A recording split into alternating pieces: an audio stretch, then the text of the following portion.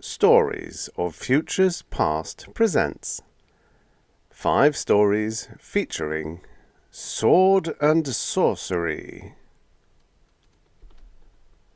Gods of the North by Robert E. Howard. The Valor of Cappen Varra by Poul Anderson.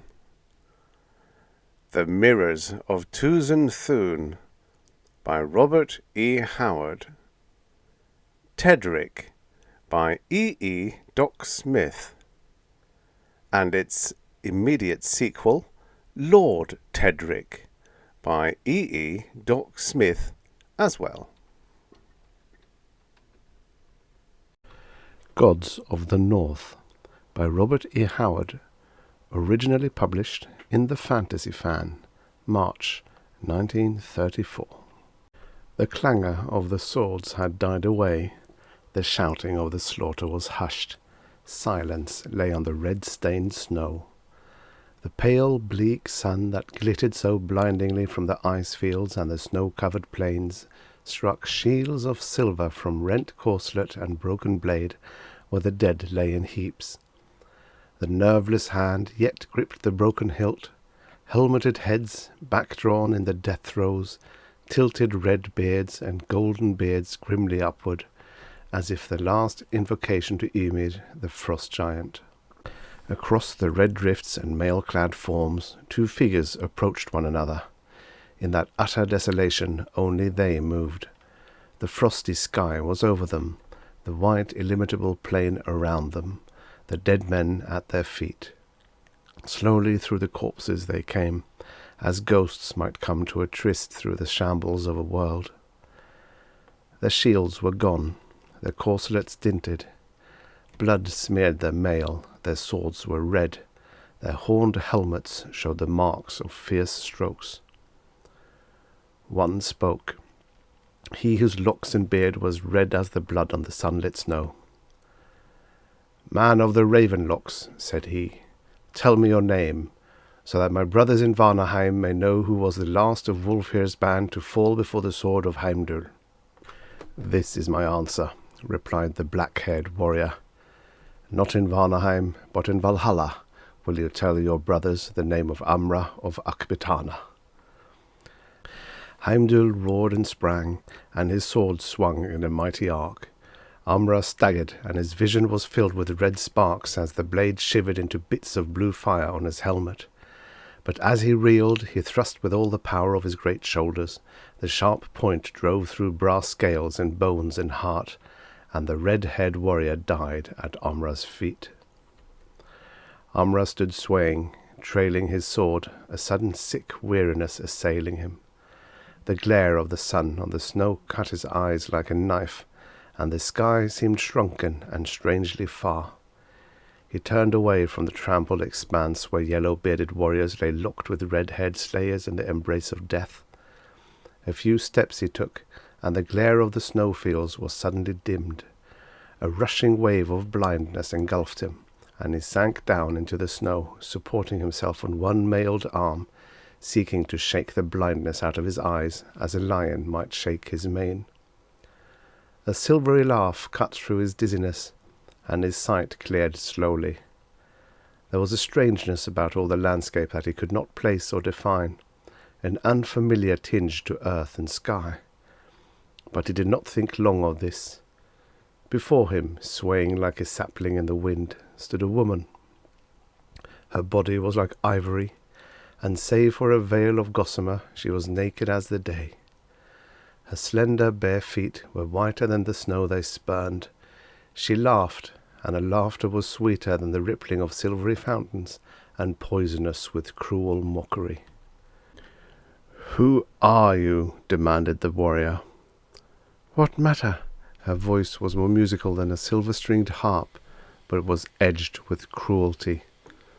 "Call up your men," he growled, grasping his sword. "Though my strength fail me, yet they shall not take me alive. I see that you are of the Vanir." "Have I said so?" He looked again at her unruly locks, which he had thought to be red. Now he saw that they were neither red nor yellow, but a glorious compound of both colours. He gazed spellbound. Her hair was like elfin gold, striking which the sun dazzled him. Her eyes were neither wholly blue nor wholly grey, but of shifting colours and dancing lights and clouds of colours he could not recognise. Her full red lips smiled, and from her slim feet to the blinding crown of her billowy hair, her ivory body was as perfect as the dream of a god. Armorer's pulse hammered in his temples. "I cannot tell," said he, "whether you are of Vanaheim and mine enemy, or of Asgard and my friend. Far have I wandered, from Zingara to the Sea of Vilayet, in Stygia and Kush, and the country of the Hyrcanians, but a woman like you I have never seen. Your locks blind me with their brightness. Not even among the fairest daughters of the Aesir have I seen such hair, by Ymir." "Who are you to swear by Ymir?" she mocked. "What know you of the gods of ice and snow, you who have come up from the south to adventure among strangers?" "By the dark gods of my own race," he cried in anger, "have I been backward in the sword play, stranger or no? This day I have seen 80 warriors fall, and I alone survived the field where Mulfer's reavers met the men of Bragi. Tell me, woman, have you caught the flash of mail across the snow plains, or seen armed men moving upon the ice?" "I have seen the hoarfrost glittering in the sun," she answered. "I have heard the wind whispering across the everlasting snows." He shook his head. "Njord should have come up with us before the battle joined. I fear he and his warriors have been ambushed. Wulfhere lies dead with all his weapon men. I had thought there was no village within many leagues of this spot, for the war carries far. But you can have come no great distance over these snows, naked as you are. Lead me to your tribe, if you are of Asgard, for I am faint with the weariness of strife." "My dwelling place is further than you can walk, Amra of Akbitana," she laughed. Spreading wide her arms, she swayed before him, her golden head lolling wantonly, her scintillant eyes shadowed beneath long silken lashes. "Am I not beautiful, man?" "Like dawn running naked on the snows," he muttered, his eyes burning like those of a wolf. "Then why do you not rise and follow me? Who is the strong warrior who falls down before me?" She chanted in maddening mockery. "Lie down and die in the snow with the other fools, Amra of the black hair. You cannot follow where I would lead." With an oath the man heaved himself upon his feet, his blue eyes blazing, his dark scarred face convulsed. Rage shook his soul, but desire for the taunting figure before him hammered at his temples and drove his wild blood riotously through his veins. Passion, fierce as physical agony, flooded his whole being so that earth and sky swam red to his dizzy gaze, and weariness and faintness were swept from him in madness. He spoke no word as he drove at her fingers hooked like talons. With a shriek of laughter she leapt back and ran, laughing at him over her white shoulder. With a low growl Amra followed. He had forgotten the fight, forgotten the mailed warriors who lay in their blood, forgotten Njord's belated reavers. He had thought only for the slender white shape, which seemed to float rather than run before him. Out across the white blinding plain she led him. The trampled red field fell out of sight behind him, but still Amra kept on with the silent tenacity of his race. His mailed feet broke through the frozen crust. He sank deep in the drifts and forged through them by sheer strength. But the girl danced across the snow as light as a feather floating across a pool. Her naked feet scarcely left their imprint on the hoarfrost. In spite of the fire in his veins, the cold bit through the warrior's mail and furs, but the girl in her gossamer veil ran as lightly and as gaily as if she danced through the palms and rose gardens of Poitain. Black curses drooled through the warrior's parched lips. The great veins swelled and throbbed in his temples, and his teeth gnashed spasmodically. "You cannot escape me," he roared. "Lead me into a trap, and I'll pile the heads of your kinsmen at your feet. Hide from me, and I'll tear apart the mountains to find you. I'll follow you to hell and beyond hell." Her maddening laughter floated back to him, and foam flew from the warrior's lips. Further and further into the wastes she led him, till he saw the wide plains give way to low hills, marching upward in broken ranges. Far to the north he caught a glimpse of towering mountains, blue with the distance or white with the eternal snows. Above these mountains shone the flaring rays of the borealis. They spread fan-wise into the sky, frosty blades of cold flaming light, changing in colour, growing and brightening. Above him the skies glowed and crackled with strange lights and gleams. The snow shone weirdly, now frosty blue, now icy crimson, now cold silver. Through a shimmering icy realm of enchantment, Amra plunged doggedly onward, in a crystalline maze where the only reality was the white body dancing across the glittering snow beyond his reach, ever beyond his reach. Yet he did not wonder at the necromantic strangeness of it all, not even when two gigantic figures rose up to bar his way. The scales of the male were white with hoarfrost, their helmets and their axes were sheathed in ice. Snow sprinkled their locks, in their beards were spikes of icicles. Their eyes were cold as the lights that streamed above them. "Brothers," cried the girl, dancing between them, "look who follows! I have brought you a man for the feasting. Take his heart that we may lay it smoking on our father's board." The giants answered with roars like the grinding of icebergs on a frozen shore, and heaved up their shining axes as the maddened Akbitainen hurled himself upon them. A frosty blade flashed before his eyes, blinding him with its brightness, and he gave back a terrible stroke that sheared through his thosed thigh. With a groan the victim fell, and at the instant Amra was dashed into the snow, his left shoulder numb from the blow of the survivor, from which the warrior's mail had barely saved his life. Amra saw the remaining giant looming above him like a colossus carved of ice, etched against the glowing sky. The axe fell, to sink through the snow and deep into the frozen earth as Amra hurled himself aside and leapt to his feet. The giant roared and wrenched the axe-head free, but even as he did so, Amra's sword sang down. The giant's knees bent, and he sank slowly into the snow, which turned crimson with the blood that gushed from his half-severed neck. Amra wheeled, to see the girl standing a short distance away, staring in wide-eyed horror, all mockery gone from her face. He cried out fiercely, and the blood drops flew from his sword as his hand shook in the intensity of his passion. "Call the rest of your brothers," he roared. "Call the dogs. I'll give their hearts to the wolves." With a cry of fright, she turned and fled. She did not laugh now, nor mock him over her shoulder. She ran as for her life, and though he strained every nerve and thew, until his temples were like to burst and the snow swam red to his gaze, she drew away from him, dwindling in the witch-fire of the skies, until she was a figure no bigger than a child, then a dancing white flame on the snow, then a dim blur in the distance. But grinding his teeth until the blood started from his gums, he reeled on, and he saw the blur grow to a dancing white flame, and then she was running less than 100 paces ahead of him, and slowly the space narrowed, foot by foot. She was running with effort now, her golden locks blowing free. He heard the quick panting of her breath, saw a flash of fear in the look she cast over her alabaster shoulder. The grim endurance of the warrior had served him well. The speed ebbed from her flashing white legs. She reeled in her gait. In his untamed soul flamed up the fires of hell she had fanned so well. With an inhuman roar he closed in on her, just as she wheeled with a haunting cry and flung out her arms to fend him off. His sword fell into the snow as he crushed her to him. Her supple body bent backward as she fought with desperate frenzy in his iron arms. Her golden hair blew about his face, blinding him with its sheen.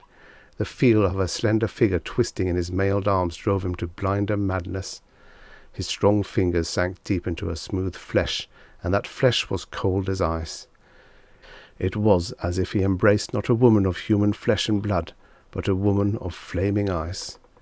She writhed her golden head aside, striving to avoid the savage kisses that bruised her red lips. "You are cold as the snows," he mumbled dazedly. I will warm you with the fire in my own blood." With a desperate wrench she twisted from his arms, leaving a single gossamer garment in his grasp. She sprang back and faced him, her golden locks in wild disarray, her white bosom heaving, her beautiful eyes blazing with terror. For an instant he stood frozen, awed by her terrible beauty as she posed naked against the snows. And in that instant she flung her arms towards the lights that glowed in the skies above her, and cried out in a voice that rang in Amra's ears for ever after, "Ymir, oh my father, save me!" Amra was leaping forward, arms spread to seize her, when with a crack like the breaking of an ice mountain, the whole skies leaped into icy fire. The girl's ivory body was suddenly enveloped in a cold blue flame so blinding that the warrior threw up his hands to shield his eyes. A fleeting instant, skies and snowy hills were bathed in crackling white flames, blue darts of icy light, and frozen crimson fires. Then Amra staggered and cried out. The girl was gone. The glowing snow lay empty and bare. High above him the witch-lights flashed and played in a frosty sky gone mad, and among the distant blue mountains there sounded a rolling thunder as of a gigantic war-chariot rushing behind steeds whose frantic hoofs struck lightning from the snows and echoes from the skies. Then suddenly the borealis, the snowy hills, and the blazing heavens reeled drunkenly to Amra's sight. Thousands of fireballs burst with showers of sparks, and the sky itself became a titanic wheel which rained stars as it spun. Under his feet the snowy hills heaved up like a wave, and the Akbitanen crumpled into the snows to lie motionless. In a cold, dark universe, whose sun was extinguished eons ago, Amra felt the movement of life, alien and unguessed. An earthquake had him in its grip, and was shaking him to and fro, at the same time chafing his hands and feet until he yelled in pain and fury and groped for his sword. "He's coming to, Horsa," grunted a voice. "Haste, we must rub the frost out of his limbs if he's ever to wield sword again." "He won't open his left hand," growled another, his voice indicating muscular strain. "He's clutching something." Amra opened his eyes and stared into the bearded faces that bent over him. He was surrounded by tall, golden-haired warriors in mail and furs. "Amra, you live!" "By Crom, Njord," gasped he. "Am I alive, or are we all dead and in Valhalla?" "We live," grunted the Aesir, busy over Amra's half-frozen feet. "We had to fight our way through an ambush, else we had come up with you before the battle was joined. The corpses were scarce cold when we came upon the field. We did not find you among the dead, so we followed your spoor. In Ymir's name, Amra, why did you wander off into the waste of the north? We have followed your tracks in the snow for hours. Had a blizzard come up and hidden them, we had never found you, by Ymir." "Swear not so often by Ymir," muttered a warrior, glancing at the distant mountains. "This is his land, and the god bides among yonder mountains, the legends say." "I followed a woman," Amra answered hazily. "We met Bragi's men in the plains. We know not how long we fought. I alone lived. I was dizzy and faint. The land lay like a dream before me. Only now do all things seem natural and familiar. The woman came and taunted me. She was beautiful as a frozen flame from hell. When I looked at her, I was as one mad, and forgot all else in the world. I followed her. Did you not find her tracks, or the giants in icy mail I slew?" Njord shook his head. "We found only your tracks in the snow, Amra." "Then it may be I was mad," said Amra dazedly. "Yet you yourself are no more real to me than was the golden-haired witch who fled naked across the snows before me. Yet from my very hands she vanished in icy flame." "He is delirious," whispered a warrior. "Not so," cried an older man whose eyes were wild and weird. "It was Atali, the daughter of Ymir, the frost giant. To fields of the dead she comes, and shows herself to the dying.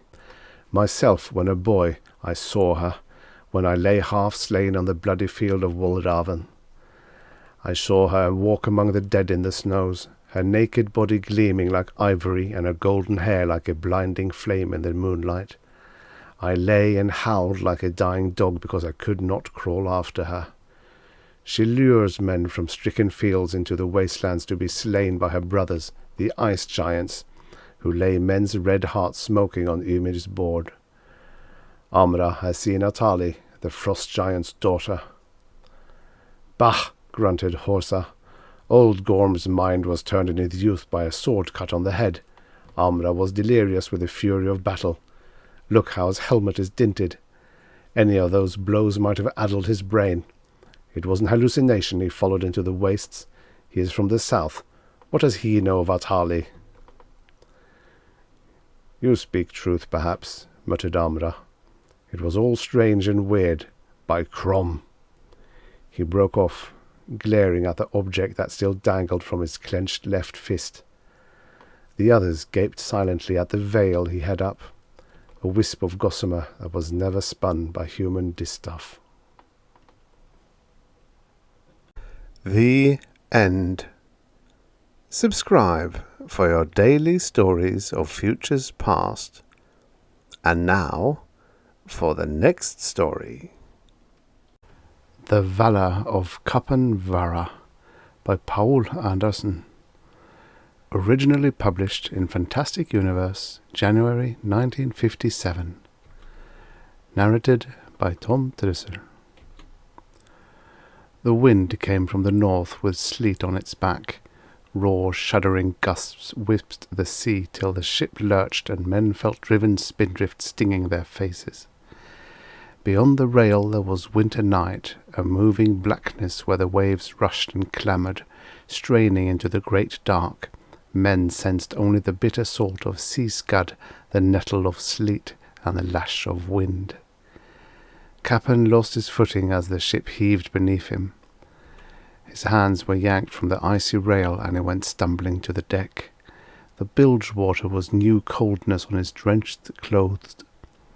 He struggled back to his feet, leaning on a rower's bench and wishing miserably that his quaking stomach had more to lose. But he had already chucked his share of stockfish and hardtack, to the laughter of Svearek's men, when the gale started. Numb fingers groped anxiously for the harp on his back. It still seemed intact in its leather case. He didn't care about the sodden wadmalt breeks and tunic that hung around his skin. The sooner they rotted off him, the better. The thought of the silks and linens of Croy was a sigh in him. Why had he come to Norren? A gigantic form, vague in the whistling dark, loomed beside him and gave him a steadying hand. He could barely hear the blond giant's bull tones. "Ha, easy there, lad. Methinks the seahorse road is too rough for your feet." "Up," said Cappen, his slim body huddled on the bench, too miserable to care. The sleet pattered against his shoulders and the spray congealed in his red hair. Torbeck of Norren squinted into the night.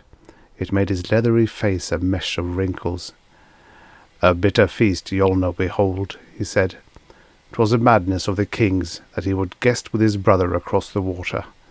Now the other ships are blown from us, and the fire is drenched out, and we lie alone in the wolf's throat." Windpipes shrilled in the rigging. Cappen could just see the longboat's single mast reeling against the sky. The ice on the shrouds made it a pale pyramid. Ice everywhere, thick on the rails and benches, sheathing the dragon head and the carved sternpost. The ship rolling and staggering under the great march of waves, men bailing and bailing in the half-frozen bilge to keep her afloat, and too much wind for sail or oars. Yes, a cold feast. "But then Svearek has been strange since the troll took his daughter 3 years ago," went on Torbeck. He shivered in a way the winter had not caused. Never does he smile, and his once open hand grasps tight about the silver, and his men have poor reward and no thanks. Yes, strange. His small frost-blue eyes shifted to Cappen Varra, and the unspoken thought ran on beneath them. Strange even that he likes you, the wandering bard from the south. Strange that he will have you in his hall when you cannot sing as his men would like." Cappen did not care to defend himself. He had drifted up toward the northern barbarians with the idea that they would well reward a minstrel who could offer them something more than their own crude chants. It had been a mistake. They didn't care for roundels or sestinas. They yawned at the thought of roses white and red under the moon of Charon, a moon less fair than my lady's eyes. Nor did a man of Croy have the size and strength to compel their respect. Cappen's light blade flickered swiftly enough so that no one cared to fight him, but he lacked the power of sheer bulk. Sverek alone had enjoyed hearing him sing, but he was niggardly, and his brawling thorp was an endless boredom to a man used to the courts of southern princes. If he had but had the manhood to leave, but he had delayed, because of a lusty peasant wench and a hope that Sverek's coffers would open wider, and now he was dragged along over the wolf's throat to a midwinter feast which would have to be celebrated on the sea. "Had we but fire!" Torbeck thrust his hands inside his cloak, trying to warm them a little. The ship rolled till she was almost on her beam ends. Torbeck braced himself with practised feet, but Cappen went into the bilge again. He sprawled there for a while, his bruised body refusing movement. A weary sailor with a bucket glared at him through dripping hair. His shout was dim under the hoot and skirl of wind. "If you like it so well down there, then help us bail." "'Tis not yet my turn," groaned Cappen, and got slowly up. The wave which had nearly swamped them had put out the ship's fire and drenched the wood beyond hope of lighting a new one. It was cold fish and sea-sodden hardtack till they saw land again, if they ever did. As Cappen raised himself on the leeward side, he thought he saw something gleam far out across the wrathful night, a wavering red spark. He brushed a stiffened hand across his eyes, wondering if the madness of wind and water had struck through into his own skull.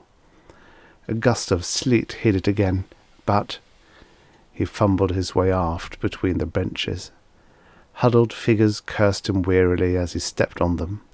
The ship shook herself, rolled along the edge of a boiling black trough, and slid down into it.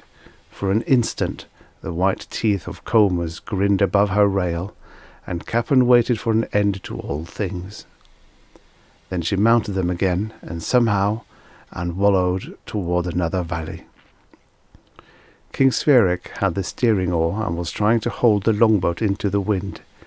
He had stood there since sundown, huge and untiring, legs braced and the bucking wood cradled in his arms. More than human he seemed, there under the icicle loom of the stern post, his grey hair and beard rigid with ice. Beneath the horned helmet, the strong moody face turned right and left, peering into the darkness. Cappen felt smaller than usual when he approached the steersman. He leaned close to the king, shouting against the blast of winter, "My lord, did I not see firelight?" "Aye, I spied it an hour ago," grunted the king. "Been trying to steer us a little closer to it." Cappen nodded, too sick and weary to feel reproved. "What is it?" "Some island. There are many in this stretch of water. Now shut up." Cappen crouched down under the rail and waited. The lonely red gleam seemed nearer when he looked again. Sverek's tones were lifting in a roar that hammered through the gale from end to end of the ship. "Hither! Come hither to me, all men not working!" Slowly they groped to him, great shadowy forms in wool and leather, bulking over Cappen like storm gods. Sverek nodded towards the flickering glow. "One of the islands. Somebody must be living there. I cannot bring the ship closer for fear of Surth, but one of ye should be able to take the boat thither, and fetch us fire and dry wood. Who will go?" They peered overside, and the uneasy movement that rang among them came from more than the roll and pitch of the deck underfoot. Bjorn of the Bold spoke at last. It was hardly to be heard in the noisy dark. "I never knew of men living hereabouts. It must be a lair of trolls." "Aye, so. Aye, they'd but eat the man we sent. Out oars! Let away from here through it costs our lives." The frightened mumble was low under the jeering wind. Sveric's face drew into a snarl. "Are ye men or puling babes? Hack your way through them if they be trolls, but bring me fire." "Even a she-troll is stronger than 50 men, my king," cried Torbeck. "Well, you know that, when the monster woman broke through our guard 3 years ago and bore off Hildegund." "Enough!" It was a scream in Sveric's throat. "I'll have your craven heads for this, all of ye, if ye gang not to the isle." They looked at each other, the big men of Norren, and their shoulders hunched bear-like.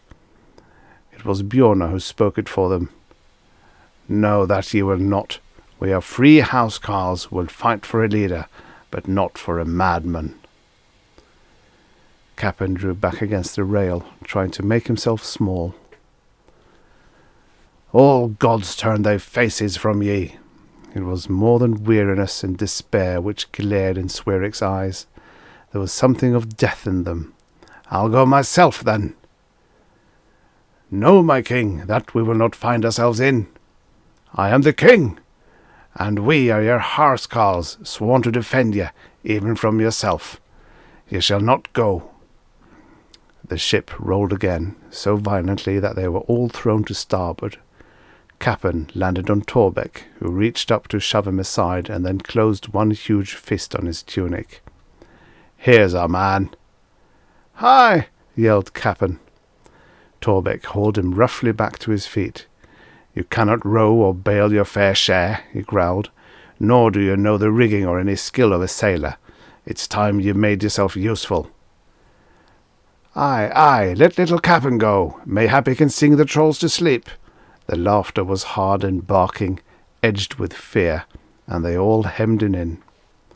"My lord," bleated the minstrel, "I am your guest." Sveric laughed unpleasantly, half crazily. "Sing them a song," he howled. "Make a fine round, whatever you call it, to the troll-wife's beauty, and bring us some fire, little man. Bring us a flame less hot than the love in your breast for your lady." Teeth grinned through matted beards. Someone hauled on the rope from which the ship's small boat trailed, dragging it close. "Go, ye scut!" A horny hand sent Cappen stumbling to the rail. He cried out once again, an axe lifted above his head. Someone handed him his own slim sword, and for a wild moment he thought of fighting. Useless, too many of them. He buckled on the sword and spat at the men. The wind tossed it back in his face, and they raved with laughter. Over the side! The boat rose to meet him. He landed in a heap on drenched planks and looked up into the shadowy faces of the Northmen. There was a sob in his throat as he found the seat and took out the oars. An awkward pull sent him spinning from the ship, and then the night had swallowed it, and he was alone. Numbly he bent to the task. Unless he wanted to drown, there was no place to go but the island. He was too weary and ill to be much afraid, and such fear as he had was all of the sea. It could rise over him, gulp him down, the grey horses would gallop over him, and the long weeds would wrap him when he rolled dead against some skerry. The soft vales of Caron and the roses in Croy's gardens seemed like a dream. There was only the roar and boom of the northern sea, hiss of sleet and spindrift, crazed scream of wind. He was alone as man had ever been, and he would go down to the sharks alone. The boat wallowed, but rode the waves better than the longship. He grew dully aware that the storm was pushing him towards the island. It was becoming visible, a deeper blackness harsh against the night. He could not row much in the restless water. He shipped the oars and waited for the gale to capsize him and fill his mouth with the sea. And when it gurgled in his throat, what would his last thought be? Should he dwell on the lovely image of Idris in sails, she of the long bright hair and the singing voice? But then there had been the tomboy laughter of dark Falkney. He could not neglect her. And there were memories of Elvana in a castle by the lake, and Siran of the 100 Rings, and beauteous Vardri, and hawk-proud Lona, and— No, he could not do justice to any of them in the little time that remained. What a pity it was! No, wait, that unforgettable night in Nayan, the beauty which had whispered in his ear and drawn him close, the hair which had fallen like a silken tent about his cheeks. Ah, that had been the summit of his life. He would go down into darkness with her name on his lips. But hell, what had her name been now? Cappen Varra, minstrel of Croy, clung to the bench and sighed. The great hollow voice of surf lifted about him. Waves sheeted across the gunwale, and the boat danced in madness. Cappen groaned, huddling into the circle of his own arms and shaking with cold. Swiftly now, the end of all sunlight and laughter, the dark and lonely road which all men must tread. Oh, will Varra of Seed, Aedra and Tholis, could I but kiss you once more. Stones grated under the keel. It was a shock like a sword going through him. Cappen looked unbelievingly up. The boat had drifted to land. He was alive. It was like the sun in his breast. Weariness fell from him, and he leaped overside, not feeling the chill of the shallows. With a grunt he heaved the boat up on the narrow strand, and knotted the painter to a fang-like jut of reef. Then he looked about him. The island was small, utterly bare, a savage loom of rock rising out of the sea that growled at its feet and streamed off its shoulders. He had come into a little cliff-walled bay, somewhat sheltered from the wind. He was here. For a moment he stood, running through all he had learned about the trolls which infested these northlands, hideous and soulless dwellers underground. They knew not old age. A sword could hew them asunder, but before it reached their deep-seated life, their unhuman strength had plucked a man apart. Then they ate him. Small wonder the Northmen feared them. Cappen threw back his head and laughed. He had once done a service for a mighty wizard in the south, and his reward hung about his neck, a small silver amulet. The wizard had told him that no supernatural being could harm anyone who carried a piece of silver. The Northmen said that a troll was powerless against a man who was not afraid, but of course, only to see one was to feel the heart turn to ice. They did not know the value of silver, it seemed, or that they shouldn't, but they did not, because Cappen Varra did. He had no reason to be afraid. Therefore he was doubly safe, and was but a matter of talking the troll into giving him some fire, if indeed there was a troll here, and not some harmless fisherman. He whistled gaily, wrung some of the water from his cloak and ruddy hair, and started along the beach. In the sleety gloom he could just see a hewn-out path winding up one of the cliffs, and he set his feet on it. At the top of the path, the wind ripped his whistling from his lips. He hunched his back against it and walked faster, swearing as he stumbled on hidden rocks. The ice-sheathed ground was slippery underfoot, and the cold bit like a knife. Rounding a crag, he saw redness glow in the face of a steep bluff. A cave mouth, a fire within. He hastened his steps, hungering for warmth, until he stood in their entrance. "Who comes?" It was a hoarse bass cry that rang and boomed between walls of rock. There was ice and horror in it. For a moment Cappen's heart stumbled. Then he remembered the amulet and strode boldly inside. "Good evening, mother," he said cheerily. The cave widened out into a stony hugeness that gaped with tunnels leading further underground. The rough, soot-blackened walls were hung with plundered silks in cloth of gold, gone ragged with age and damp. The floor was strewn with stinking rushes, and gnawed bones were heaped in disorder. Cappen saw the skulls of men among them. In the centre of the room a great fire leaped and blazed, throwing billows of heat against him. Some of its smoke went up a hole in the roof. The rest stung his eyes to watering, and he sneezed. The troll-wife crouched on the floor, snarling at him. She was quite the most hideous thing Cappen had ever seen, nearly as tall as he. She was twice as broad and thick, and the knotted arms hung down past bowed knees until their clawed fingers brushed the ground. Her head was beast-like, almost split in half by the tusked mouth, the eyes wells of darkness, the nose an ell long. Her hairless skin was green and cold, moving on her bones. A tattered shift covered some of her monstrousness, but she was still a nightmare. Ho, ho, ho, ho!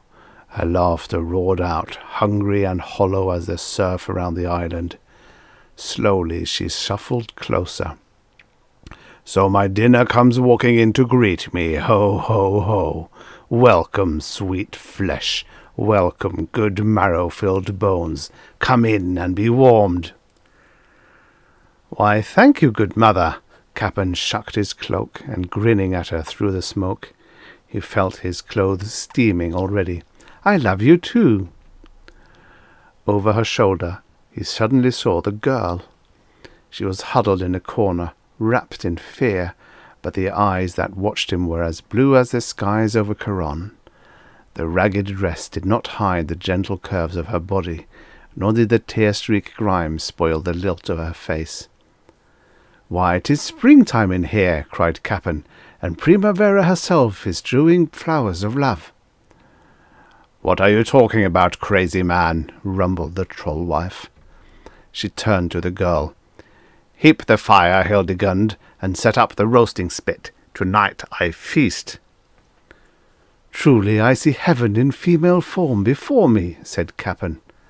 The troll scratched her misshapen head.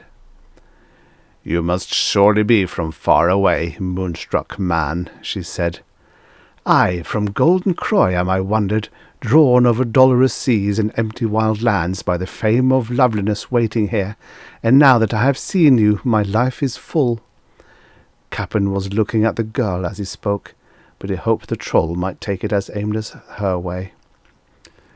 "It will be fuller," grinned the monster, "stuffed with hot coals while yet you live." She glanced back at the girl. "What? I am not working yet, you lazy tub of lard. Set up the spit, I said." The girl shuddered back against a heap of wood. "No," she whispered, "I cannot. Not for a man." "Can and will, my girl," said the troll, picking up a bone to throw at her. The girl shrieked a little.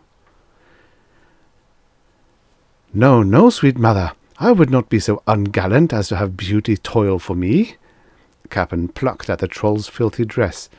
"It is not meet, in two senses. I only came to beg a little fire, yet I will bear away a greater fire within my heart." "Fire in your guts, you mean? No man has ever left me save as picked bones." Cappen thought he heard a worried note in the animal growl. "Shall we have music for the feast?" he asked mildly. He unslung the case of his harp and took it out. The troll-wife waved her fists in the air and danced with rage. "Are you mad? I tell you, you are going to be eaten." The minstrel plucked a string on his harp. "This wet air has played the devil with her tone," he murmured sadly. The troll-wife roared wordlessly and lunged at him. Hildegund covered her eyes. Cappen tuned his harp. A foot from his throat the claw stopped.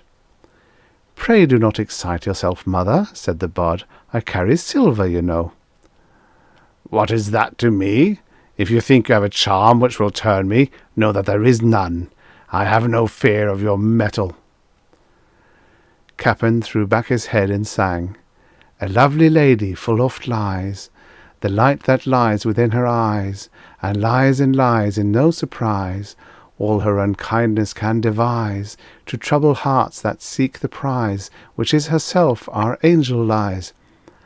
Ah! It was like thunder drowning him out. The troll-wife turned and went on all fours and poked up the fire with her nose. Cappen stepped softly around her and touched the girl. She looked up with a little whimper. "You are Sverrik's only daughter, are you not?" he whispered. "Aye." She bowed her head, a strengthless despair weighting it down. "The troll stole me away 3 winters agone. It has tickled her to have a princess for a slave. But soon I will roast on her spit, even as ye, brave man." "Ridiculous! So fair a lady is meant for another kind of, never mind. Has she treated you very ill?"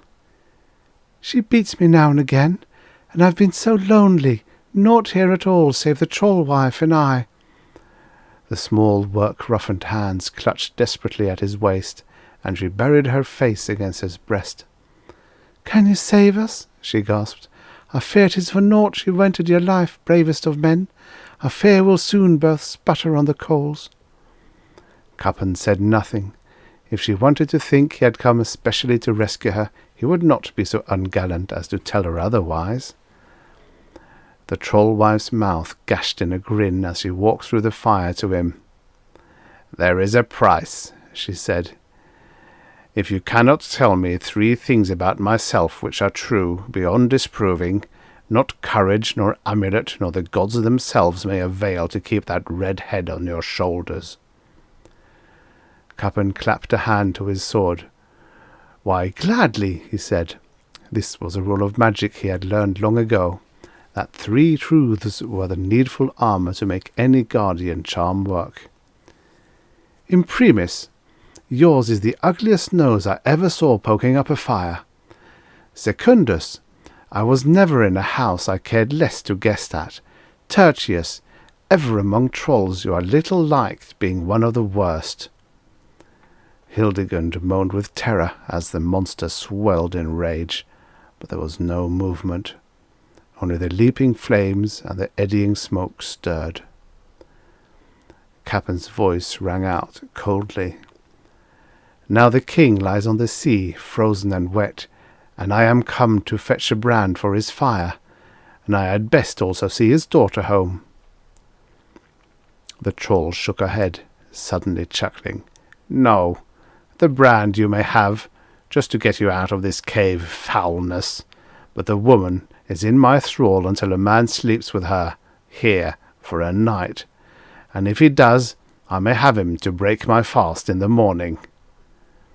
Cappen yawned mightily. "Thank you, mother. Your offer of a bed is most welcome to these tired bones, and I accept gratefully." "You will die tomorrow," she raved. The ground shook under the huge weight of her as she stamped. "Because of the 3 truths, I must let you go tonight, but tomorrow I may do what I will." "Forget not my little friend, mother," said Cappen, and touched the cord of the amulet. "I tell you, silver has no use against me." Cappen sprawled on the floor and rippled fingers across the harp. "A lovely lady full oft lies." The troll-wife turned from him in a rage. Hildegund ladled up some broth, saying nothing, and Cappen ate it with pleasure, though it could have used more seasoning. After that he indited a sonnet to the princess, who regarded him wide-eyed. The troll came back from a tunnel after he finished, and said curtly, "This way." Cappen took the girl's hand and followed her into a pitchy, reeking dark. She plucked an arras aside to show a room which surprised him by being hung with tapestries, lit with candles, and furnished with a fine broad feather bed. "Sleep here tonight, if you dare," she growled, "and tomorrow I shall eat you, and you, worthless, lazy she-trash, will have the hide flayed off your back." She barked a laugh and left them. Hildegund fell weeping on the mattress. Cappen let her cry herself out while he undressed and got between the blankets. Drawing his sword, he laid it carefully in the middle of the bed. The girl looked at him through jumbled fair locks. "How can ye dare?" she whispered. "One breath of fear, one moment's doubt, and the troll is free to rend ye." "Exactly," Cappen yawned. "Doubtless she hopes that fear will come to me lying wakeful in the night, wherefore 'tis but a question of going gently to sleep. O Sverek, Torbeck, and Biorna, could you but see how I am resting now?" "But the 3 truths ye gave her, how knew ye?" "Oh, those! Well, see you, sweet lady. Primus and Secundus were my own thoughts, and who is to disprove them?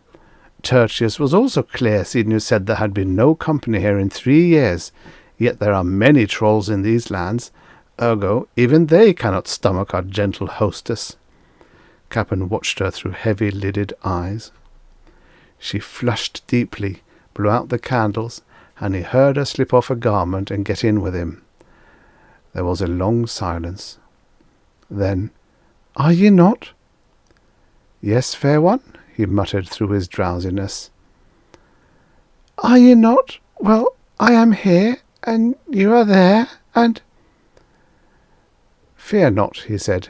"I laid my sword between us. Sleep in peace."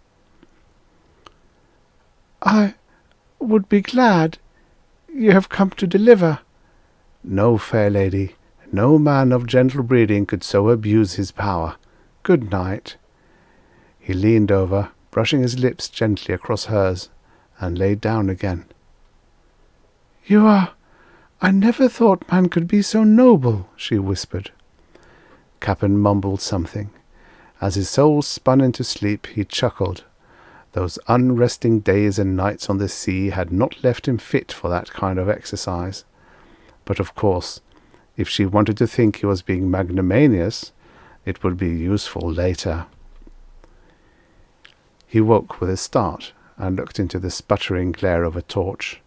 Its light wove across the crags and gullies of the troll-wife's face and shimmered wetly off the great tusks in her mouth.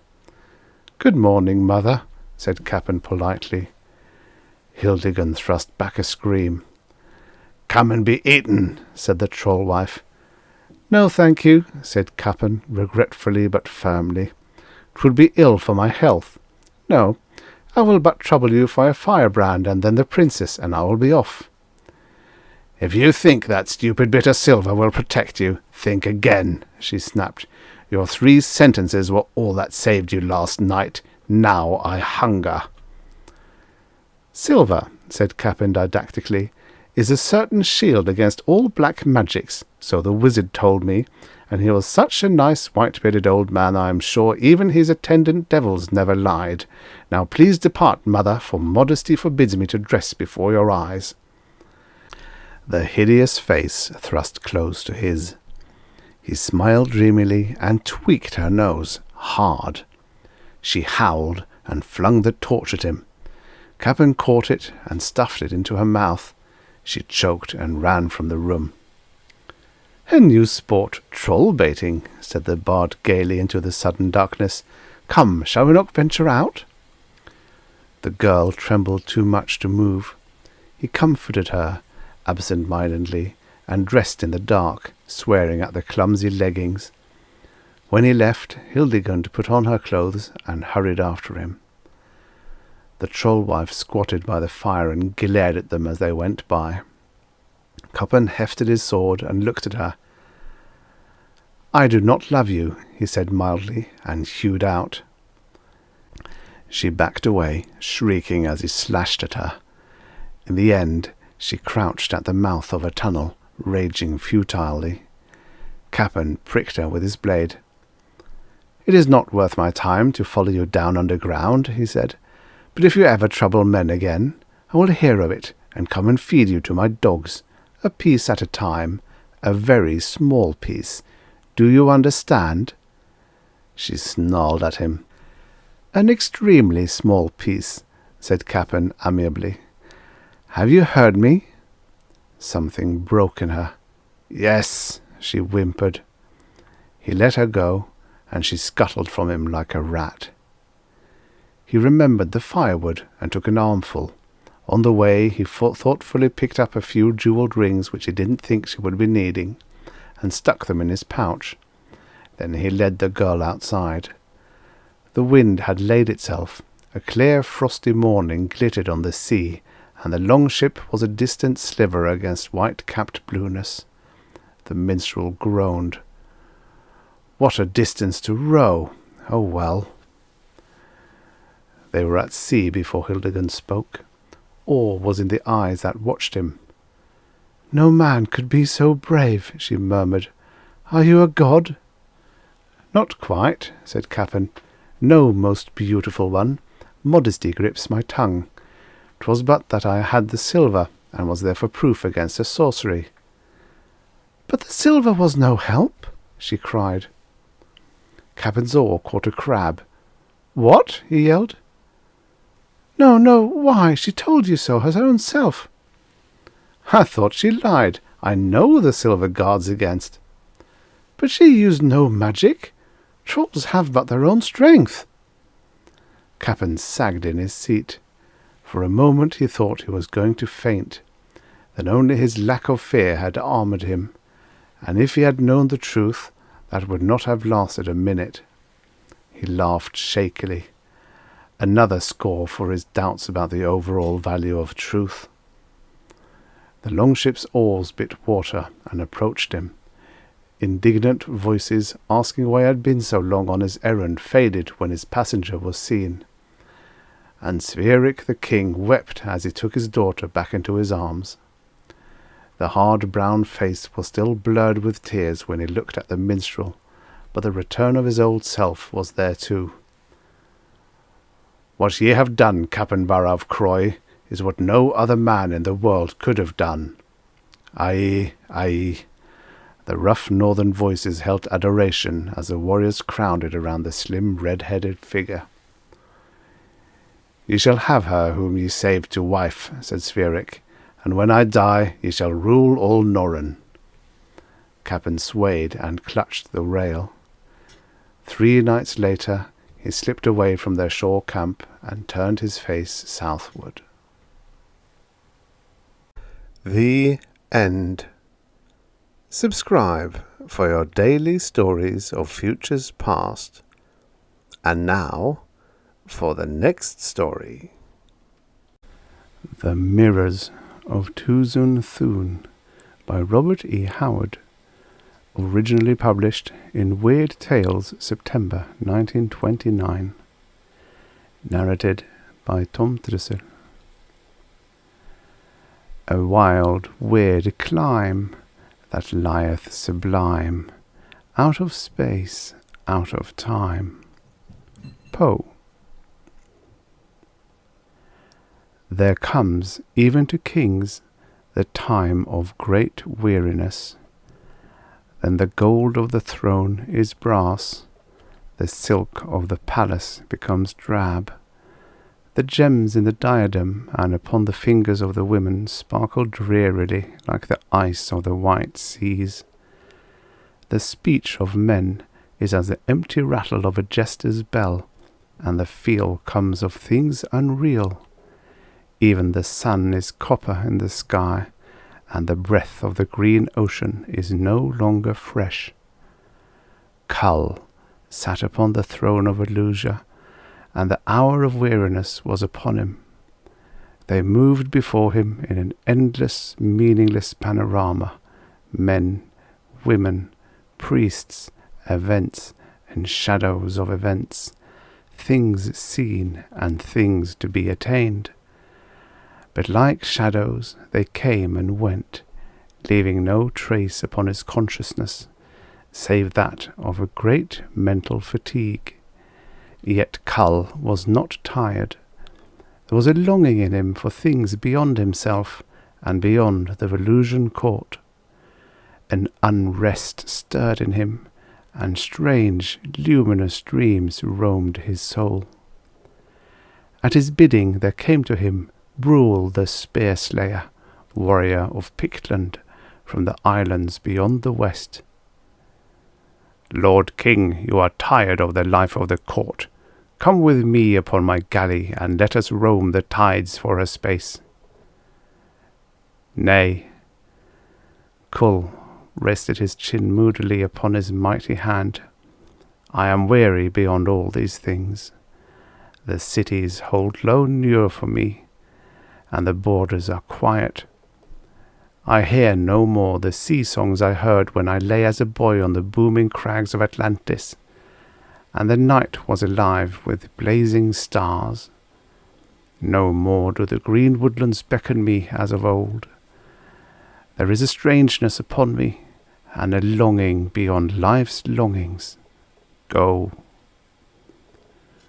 Poul went forth in a doubtful mood, leaving the king brooding upon his throne.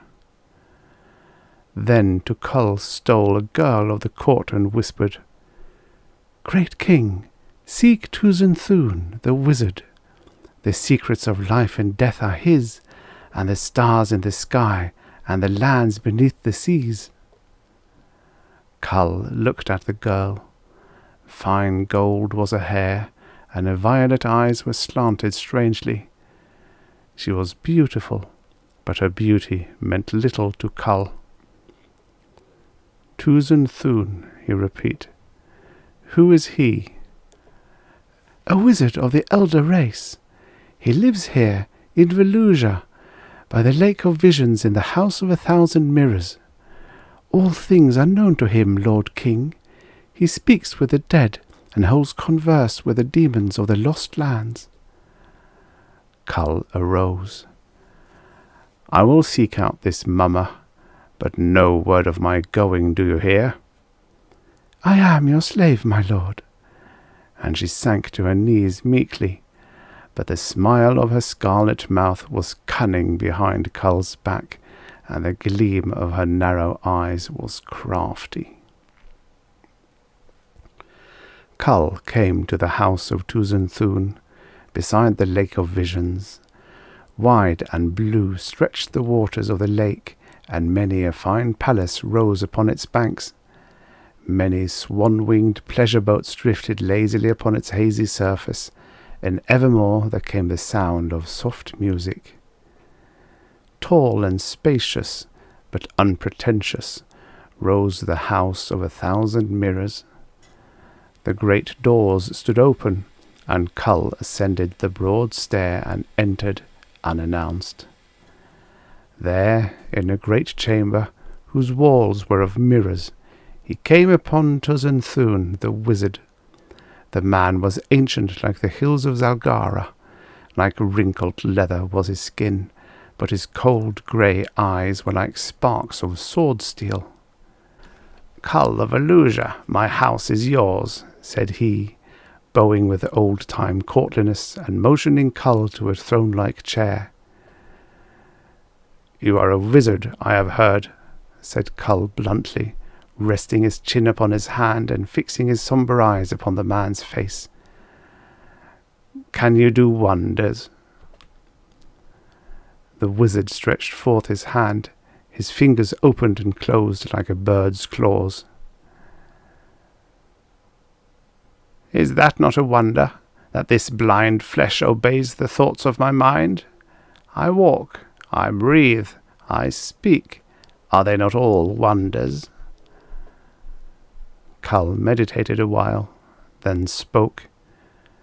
"Can you summon up demons?" "I can summon up a demon more savage than any in Ghostland, by smiting you in the face." Kull started, then nodded. "But the dead, can you talk to the dead?" "I talk with the dead always, as I am talking now. Death begins with birth, and each man begins to die when he is born. Even now you are dead, King Kull, because you were born. But you are older than men become. Do wizards never die?" "Men die when their time comes, no sooner, no later. Mine has not come." Kull turned these answers over in his mind. "Then it would seem that the greatest wizard of Velusia is no more than an ordinary man, and I have been duped in coming here." Tuzun Thune shook his head. "Men are but men, and the greatest men are they who soonest learn the simpler things. Nay, look into my mirrors, Cull." The ceiling was a great many mirrors, and the walls were mirrors, perfectly jointed, yet many mirrors of many sizes and shapes. "Mirrors are the world, Cull," droned the wizard. "Gaze into my mirrors, and be wise." Cull chose one at random, and looked into it intently.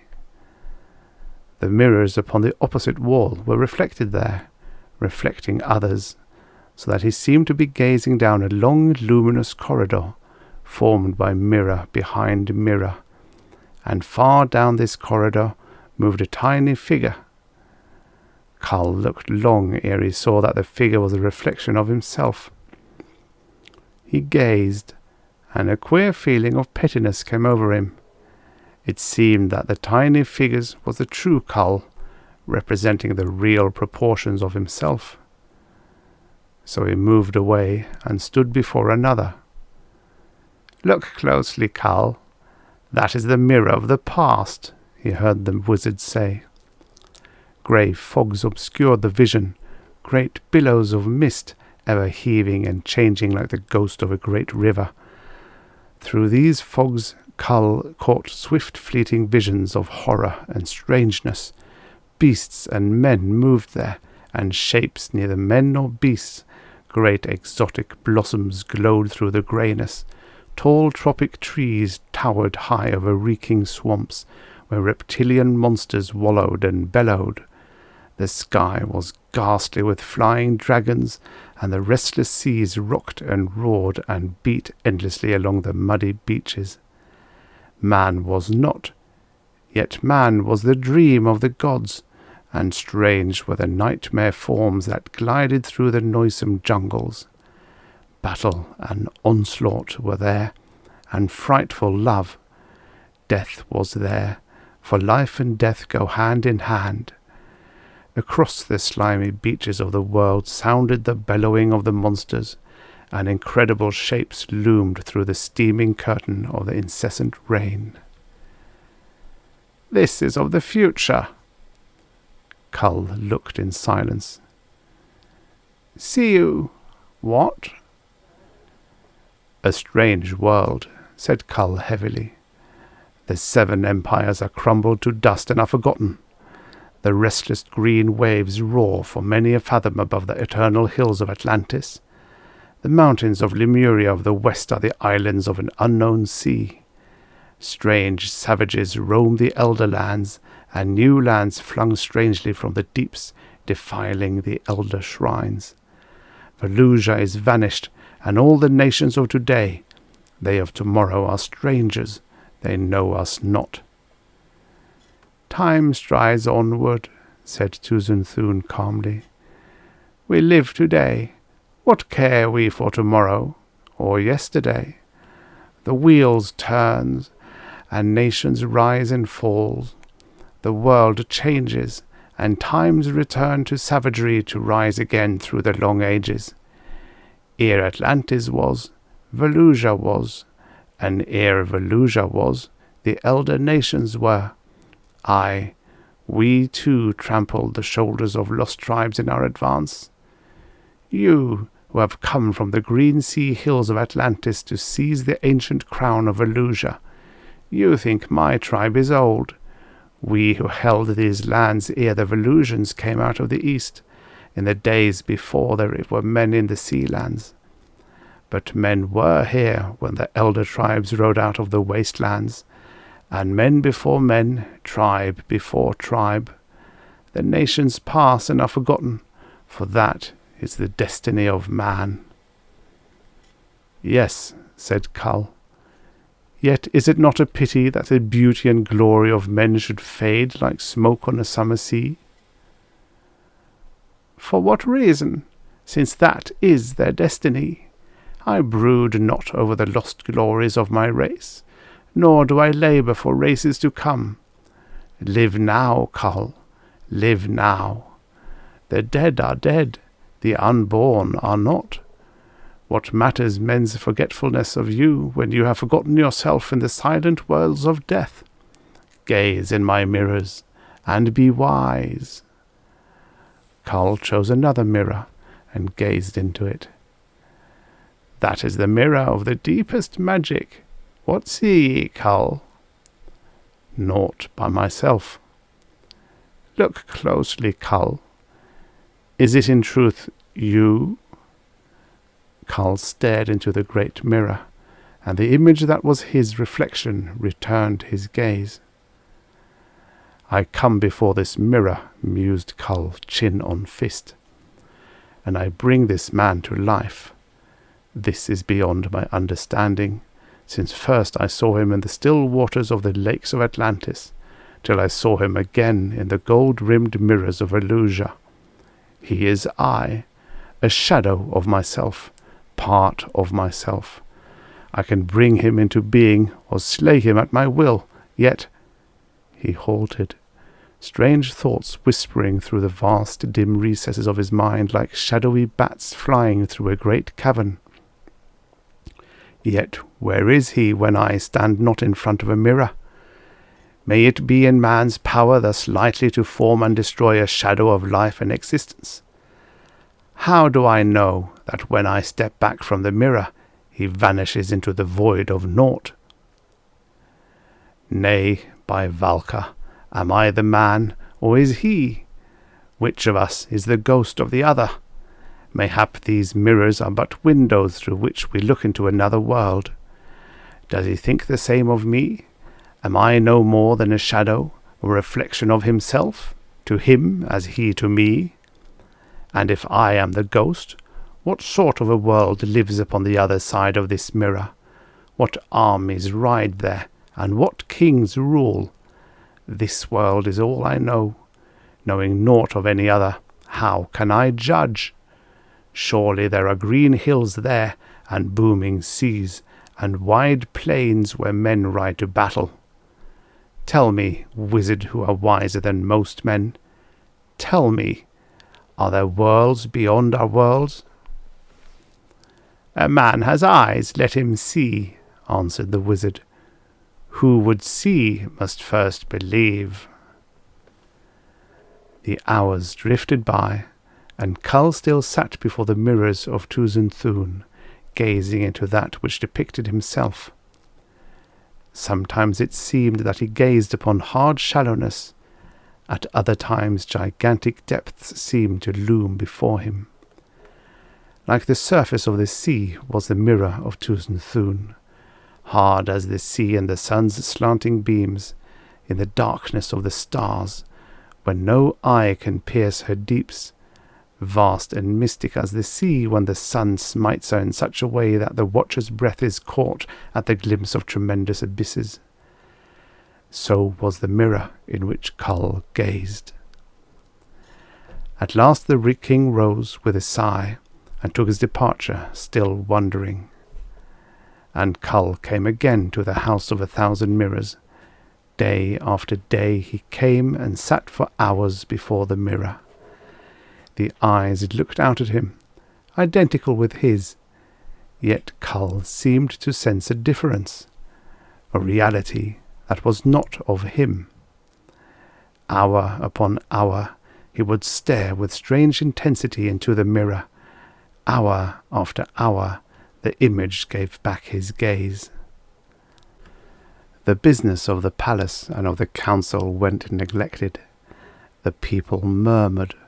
Kull's stallion stamped restlessly in his stable, and Kull's warriors diced and argued aimlessly with one another. Kull heeded not.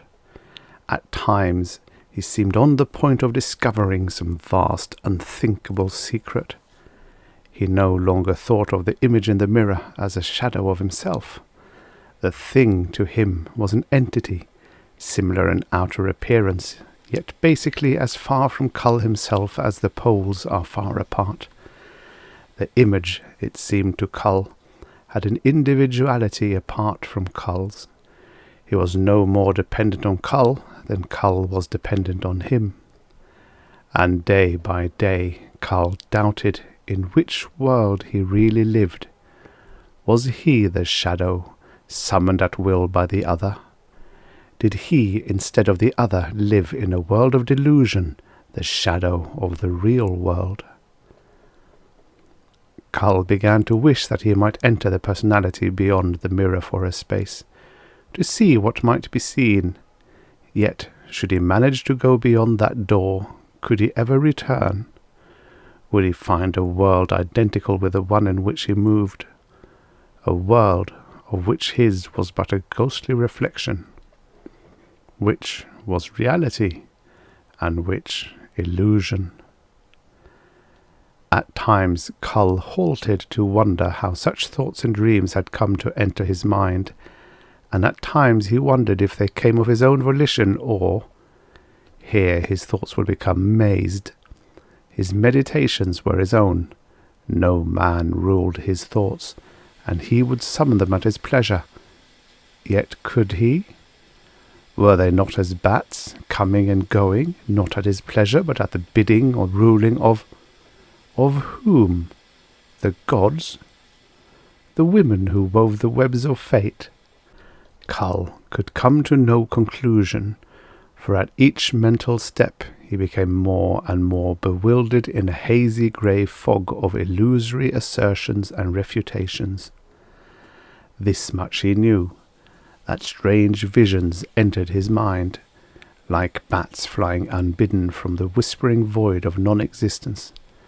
Never had he thought these thoughts, but now they ruled his mind, sleeping and waking, so that he seemed to walk in a daze at times, and his sleep was fraught with strange, monstrous dreams. "Tell me, wizard," he said, sitting before the mirror, eyes fixed intently upon his image, "how can I pass yon door? For of a truth I am not sure that that is the real world and this the shadow. At least that which I see must exist in some form." "See and believe," droned the wizard. "Man must believe to accomplish. Form is shadow, substance is illusion, materiality is dream. Man is because he believes he is. What is man but a dream of the gods? Yet man can be that which he wishes to be. Form and substance, they are but shadows.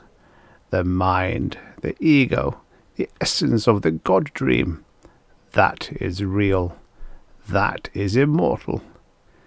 See and believe, if you would accomplish, Kull." The king did not fully understand. He never fully understood the enigmatical utterances of the wizard, yet they stuck somewhere in his being a dim responsive chord. So day after day he sat before the mirrors of Tuzun Thune. Ever the wizard lurked behind him like a shadow. Then came a day when Kull seemed to catch glimpses of strange lands. There flitted across his consciousness dim thoughts and recognitions. Day by day he had seemed to lose touch with the world. All things had seemed each succeeding day more ghostly and unreal. Only the man in the mirror seemed like reality. Now Kull seemed to be close to the doors of some mightier worlds. Giant vistas gleamed fleetingly. The fogs of unreality thinned. Form is shadow, substance is illusion. They are but shadows, sounded as if from some far country of his consciousness. He remembered the wizard's words, and it seemed to him that now he almost understood. Form and substance. Could not he change himself at will if he knew the master key that opened this door? What worlds within what worlds awaited the bold explorer? The man in the mirror seemed smiling at him. Closer, closer. A fog enwrapped all, and the reflection dimmed suddenly. Kull knew a sensation of fading, of change, of merging. "Kull!" The yell split the silence into a million vibratory fragments. Mountains crashed, and worlds tottered as Kull, hurled back by that frantic shout, made a superhuman effort, how or why he did not know. A crash, and Kull stood in the room of Tuzun Thune before a shattered mirror, mazed and half-blind with bewilderment. There before him lay the body of Tuzun Thune, whose time had come at last, and above him stood Brule the Spear-Slayer, sword dripping red, and eyes wide with a kind of horror. "Valka," swore the warrior. "Kull, it was time I came." "Aye, yet what happened?" The king groped for words. "Ask this traitress," answered the Spear-Slayer, indicating a girl who crouched in terror before the king. Kull saw that it was she who first sent him to Tuzun Thune. "As I came in, I saw you fading into yon mirror as smoke fades into the sky. By Valka! Had I not seen, I would not have believed. You had almost vanished when my shout brought you back." "Aye," muttered Kull. "I had almost gone beyond the door that time." "This fiend wrought most craftily," said Brule. "Kull, do you not now see how he spun and flung over you a web of magic? Carnoob of Blal plotted with this wizard to do away with you, and this wench, a girl of elder race, put the thought in your mind so that you would come here. Kananu of the council learned of the plot today. I know not what you saw in that mirror, but with it Tuzun Thune enthralled your soul, and almost by his witchery he changed your body to mist." Aye, Kull was still mazed. But being a wizard, having knowledge of all the ages and despising gold, glory and position, what could Carnoob offer Tuzun Thune that would make him of a foul traitor? "Gold, power, and position," grunted Drule. "The sooner you learn that men are men, whether wizard, king, or thrall, the better you will rule, Kull. Now what of her?" "Naught, Brule," as the girl whimpered and grovelled at Kull's feet. "She was but a tool. Rise, child, and go your ways. None shall harm you." Alone with Brule, Kull looked for the last time on the mirrors of Tuzun Thune. Mayhap he plotted and conjured, Brule. Nay, I doubt you not, yet was it his witchery that was changing me to thin mist, or had I stumbled on a secret? Had you not brought me back, had I faded in dissolution, or had I found worlds beyond this? Brule stole a glance at the mirrors, and twitched his shoulders as if he shuddered. Aye, Tuzun Thune stored the wisdom of all the hells here. Let us be gone, Kull, ere they bewitch me too. "Let us go then," answered Kull, and side by side they went forth from the house of 1,000 mirrors, where, mayhap, are prisoned the souls of men. None look now in the mirrors of Tuzun Thune. The pleasure boats shun the shore where strands the wizard's house, and no one goes in the house or to the room where Tuzun Thune's dried and withered carcass lies before the mirrors of illusion. The place is shunned as a place accursed, and though it stands for 1,000 years to come, no footsteps shall echo there. Yet Kull upon his throne meditates often upon the strange wisdom and untold secrets hidden there, and wonders. For there are worlds beyond worlds, as Kull knows, and whether the wizard bewitched him by words or by mesmerism, vistas did open to the king's gaze beyond that strange door, and Kull is less sure of reality since he gazed into the mirrors of Tuzun Thune. The End. Subscribe for your daily stories of futures past. And now, for the next story. Tedric by E. Doc Smith. Originally published in Other Worlds, March 1953. Narrated by Tom Trussel. The critical point in time of mankind's whole existence is there, right there. Prime physicist Scandus slashed his red pencil across the black trace of the chronoviagram. Why must man be so stupid? Anyone with 3 brain cells working should know that for the strength of an individual he should be fed, not bled. That for the strength of a race its virgins should be bred, not sacrificed to propitiate figmental deities. And it would be so easy to straighten things out. Nowhere in all reachable time does any other one man occupy such a uniquely keystone position. Easy, yes, his assistant Furman agreed. It is a shame to let Tedric die with not one of his tremendous potentialities realized. It would be easy and simple to have him discover carburization and the necessary techniques of heat treating. That freak meteorite need not lie there unsmelted for another 70 years. However, simple carburization was not actually discovered until 2 generations later by another smith in another nation. And you know, Scandus, that there can be no such thing as a minor interference with the physical events of the past. Any such, however small seeming, is bound to be catastrophically major. I know that, Scandus scowled blackly. We don't know enough about time. We don't know what would happen.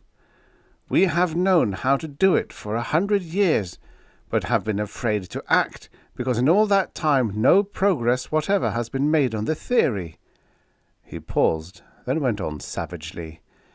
But which is better, to have our entire time track snapped painlessly out of existence, if the extremists are right, or to sit helplessly on our fat rumps wringing our hands while we watch civilization build up to its own total destruction by lithium triide bombs? Look at the slope of that curve. Ultimate catastrophe is only 187 years away. But the council would not permit it, nor would the school. I know that too. That is why I'm not going to ask them. Instead, I am asking you. We too know more of time than any others. Over the years I have found your judgment good. With your approval I will act now. Without it, we will continue our futile testing. Number 811 is running now, I believe, and our aimless drifting. You are throwing the entire weight of such a decision on me? In one sense, yes. In another, only half, since I have already decided. Go ahead. So be it. Tedric, awaken. The Lumarian Ironmaster woke up, not gradually and partially, like one of our soft modern urbanites, but instantaneously and completely, as does the mountain wildcat. At one instant he lay, completely relaxed, sound asleep. At the next he had sprung out of bed, seized his sword, and leaped halfway across the room. Head thrown back, hard blue eyes keenly alert, sword arm rock steady, he stood there, poised and ready. Beautifully poised upon the balls of both feet, supremely ready to throw into action every inch of his 6'4", every pound of his 200+ of hard meat, gristle, and bone. So standing, the smith stared motionlessly at the shimmering, almost invisible thing hanging motionless in the air of his room, and at its equally tenuous occupant. I approve of you, Tedric. The thing, apparition, whatever it was, did not speak, and the Lumarian did not hear. The words formed themselves in the innermost depths of his brain. While you perhaps are a little frightened, you are and have been completely in control. Any other man of your nation, yes, of your world, would have been scared out of what few wits he has. You are not one of us, Lord. Tedric went to one knee. He knew, of course, that gods and devils existed, and while this was the first time that a god had sought him out personally, he had heard of such happenings all his life. Since the god hadn't killed him instantly, he probably didn't intend to. Right away, at least. Hence, no god of Lomar approves of me. Also, our gods are solid and heavy. What do you want of me, strange god? I am not a god. If you could get through this grill, you could cut off my head with your sword, and I would die." "Of course, so would Tedric broke off in the middle of the word. "I see. Is it dangerous to talk?" "Very. Even though a man is alone, the gods, and hence the priests who serve them, have power to hear. Then the man lies on the green rock and loses his brain, liver, and heart. You will not be overheard. I have power enough to see to that." Tedric remained silent. "I understand your doubt. Think then, that will do just as well. What is it that you are trying to do?" "I wonder how I can hear when there is no sound, but men cannot understand the powers of gods. I am trying to find or make a metal that is very hard, but not brittle. Copper is no good. I cannot harden it enough. My soft irons are too soft, my hard irons are too brittle. My in-betweens and the melts to which I added various flavourings have all been either too soft or too brittle, or both." "I gathered that such was your problem. Your wrought iron is beautiful stuff, so is your white cast iron, and you would not, ordinarily, in your lifetime, come to know anything of either carburization or high alloy steel, to say nothing of both. I know exactly what you want, and I can show you exactly how to make it." "You can, Lord?" The smith's eyes flamed. "And you will?" "That is why I have come to you. But whether or not I will teach you depends on certain matters which I have not been able entirely to clarify.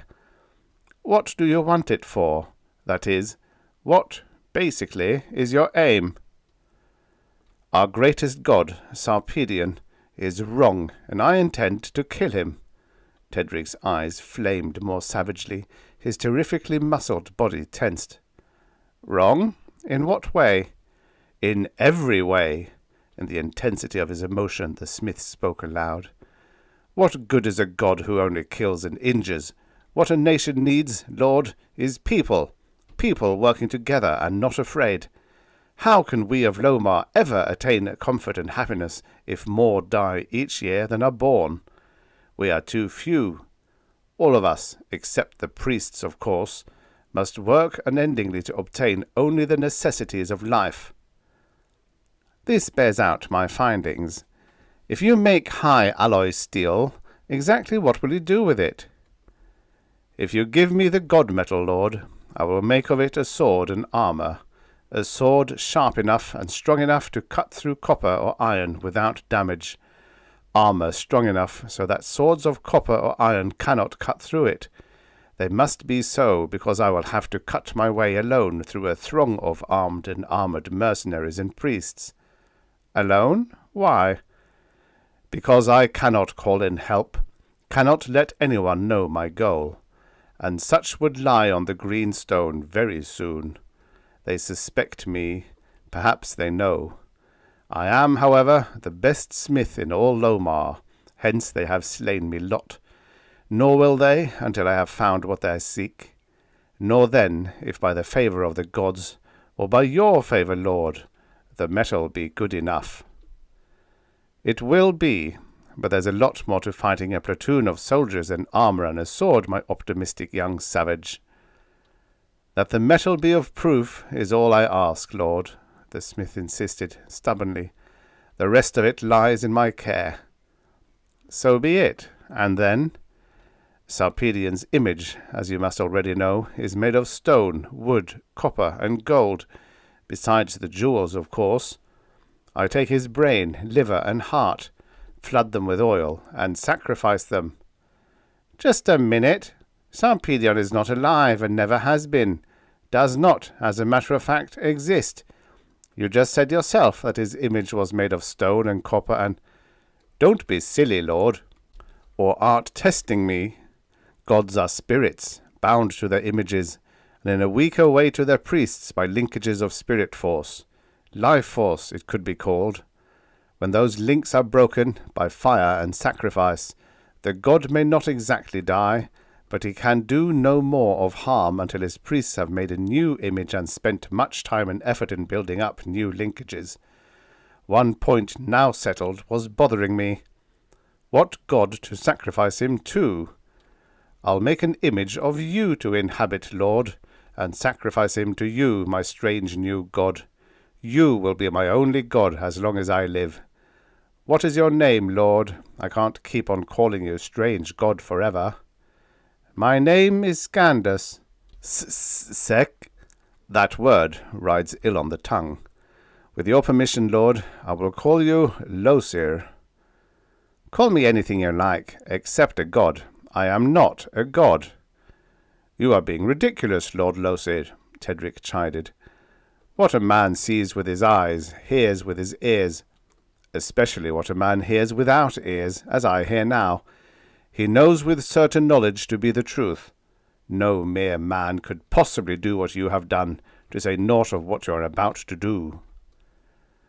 Perhaps not an ordinary man of your, Scandus almost said, time, but caught himself, of your culture, but I am ordinary enough, and mortal enough in my own.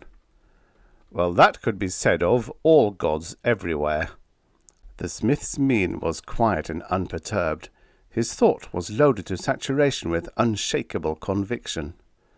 Scandus gave up. He could argue for a week, he knew, without making an impression whatever upon what the stubborn, hard-headed Tedric knew so unalterably to be the truth. But just one thing, Lord, Tedric went on with scarcely a break. Have I made it clear that I intend to stop human sacrifice, that there will be no more of it, even to you? We will offer you anything else, but not even your refusal to give me the god metal will change my stand on that. Good. See to it that nothing ever does change it. As to offerings or sacrifices, there are to be none of any kind. I do not need, I do not want, I will not have any such. That is final. Act accordingly. Yes, Lord. Sarpedion is a great and powerful god, but art sure that his sacrifice alone will establish linkages strong enough to last for all time? Scandus almost started to argue again, but checked himself. After all, the proposed sacrifice was necessary for Tedric and his race, and it would do no harm. Sarpedion will be enough, and as for the image, that isn't necessary either. Art wrong, Lord. Without image and temple, everyone would think you a small, weak god, which thought can never be.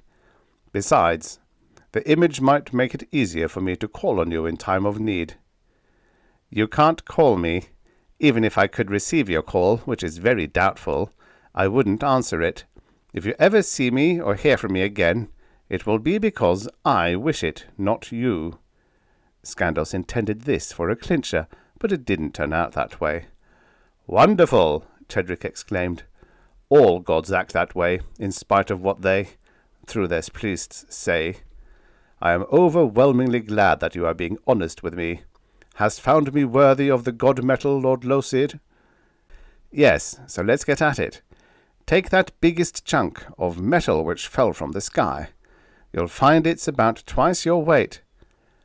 But I have never been able to work that particular piece of metal, Lord. I'm not surprised. Ordinary meteorites are nickel iron, but this one carries two additional and highly unusual elements, tungsten and vanadium, which are necessary for our purpose. To melt it, you'll have to run your fires a lot hotter. You'll also have to have a carburizing pot and willow charcoal and metallurgical coke and several other things. We'll go into details later. That green stone from which altars are made, you can secure some of it? Any amount of it. Of it take your full weight, and of the black ore, of which you have occasionally used a little, 1/4 of your weight. The instructions went on, from ore to finished product in complete detail, and at its end, if you follow these directions carefully, you will have a high alloy steel, chrome, nickel, vanadium, molybdenum, tungsten steel to be exact, case hardened and heat treated, exactly what you need. Can you remember them all? I can, Lord.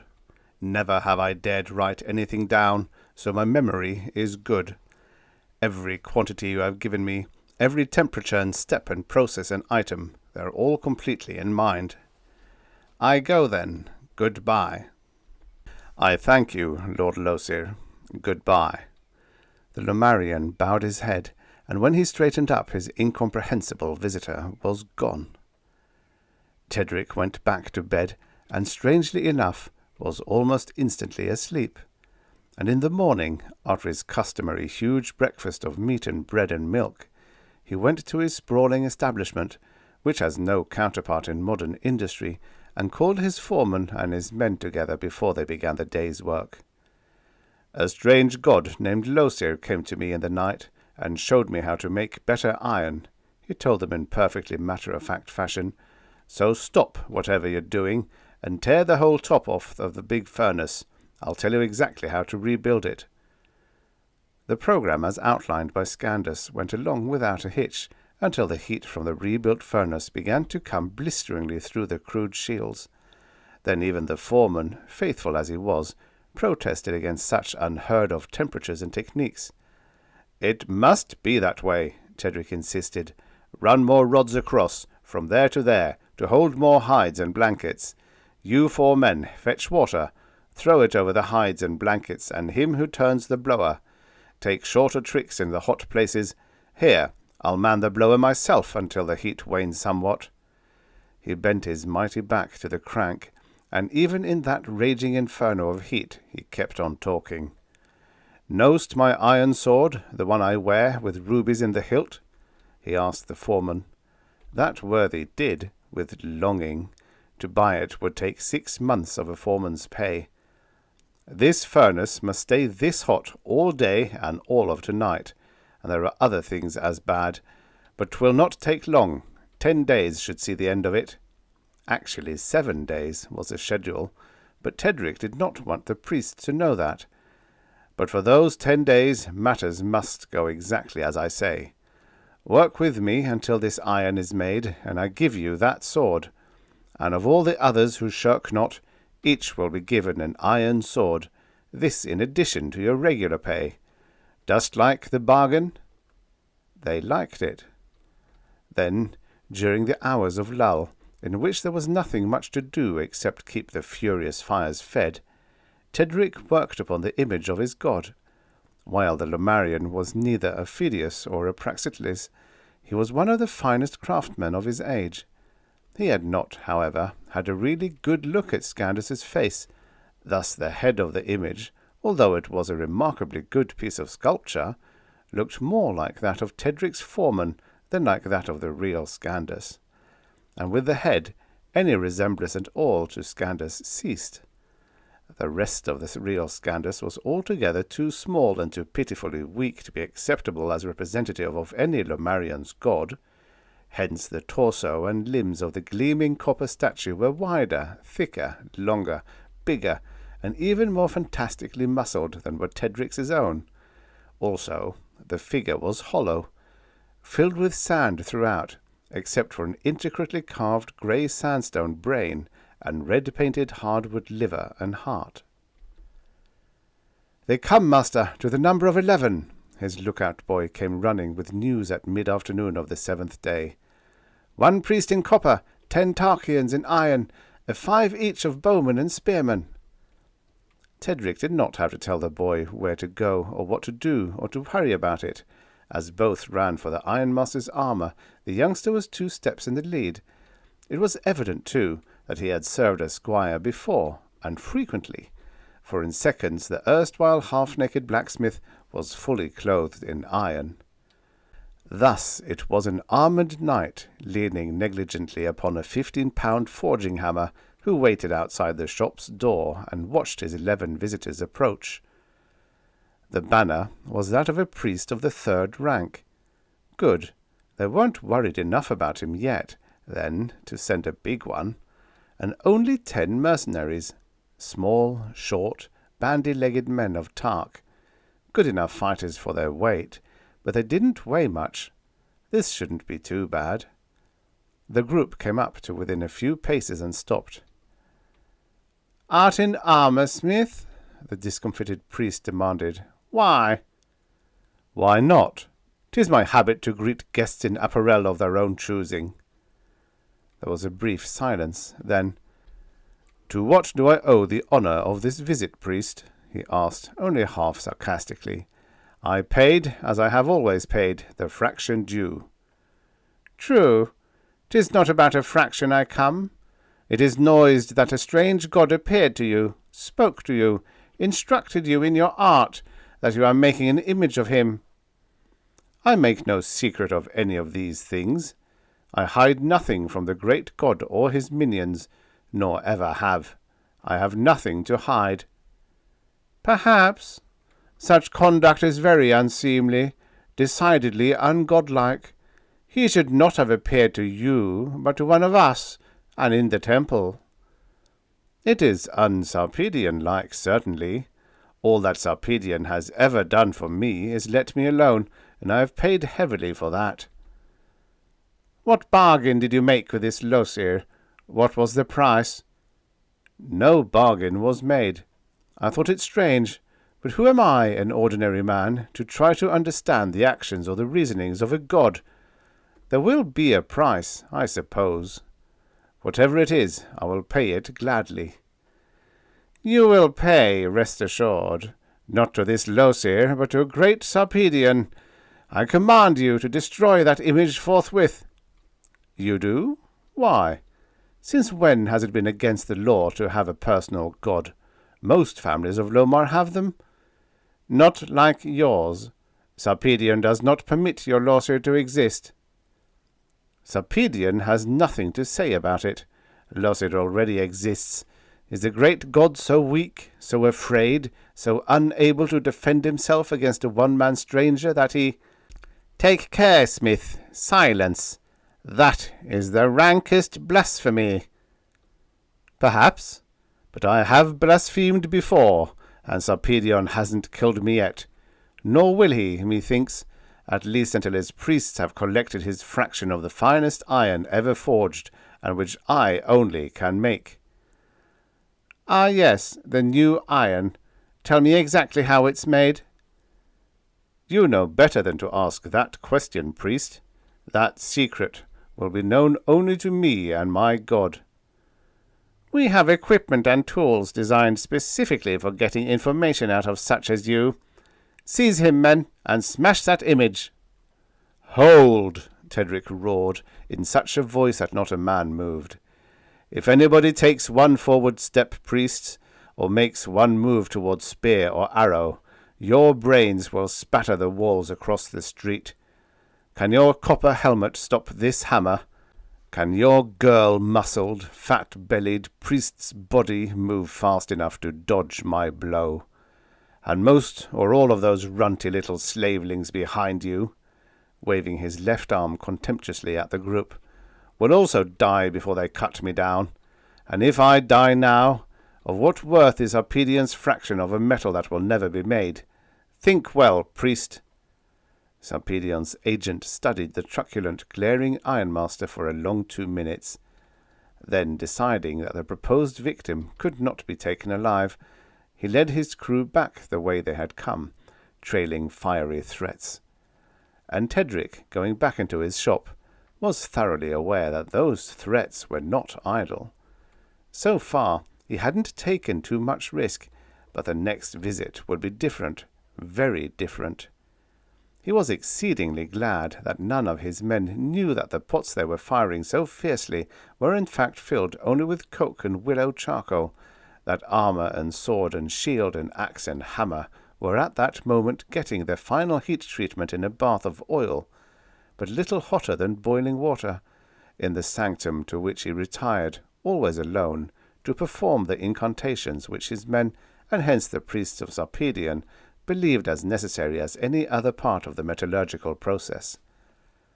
That evening he selected a smooth, fine-grained stone, and whetted the already almost perfect cutting edge of his new sword, an edge which in cross-section was rather more like an extremely sharp cold chisel than a hollow-ground razor.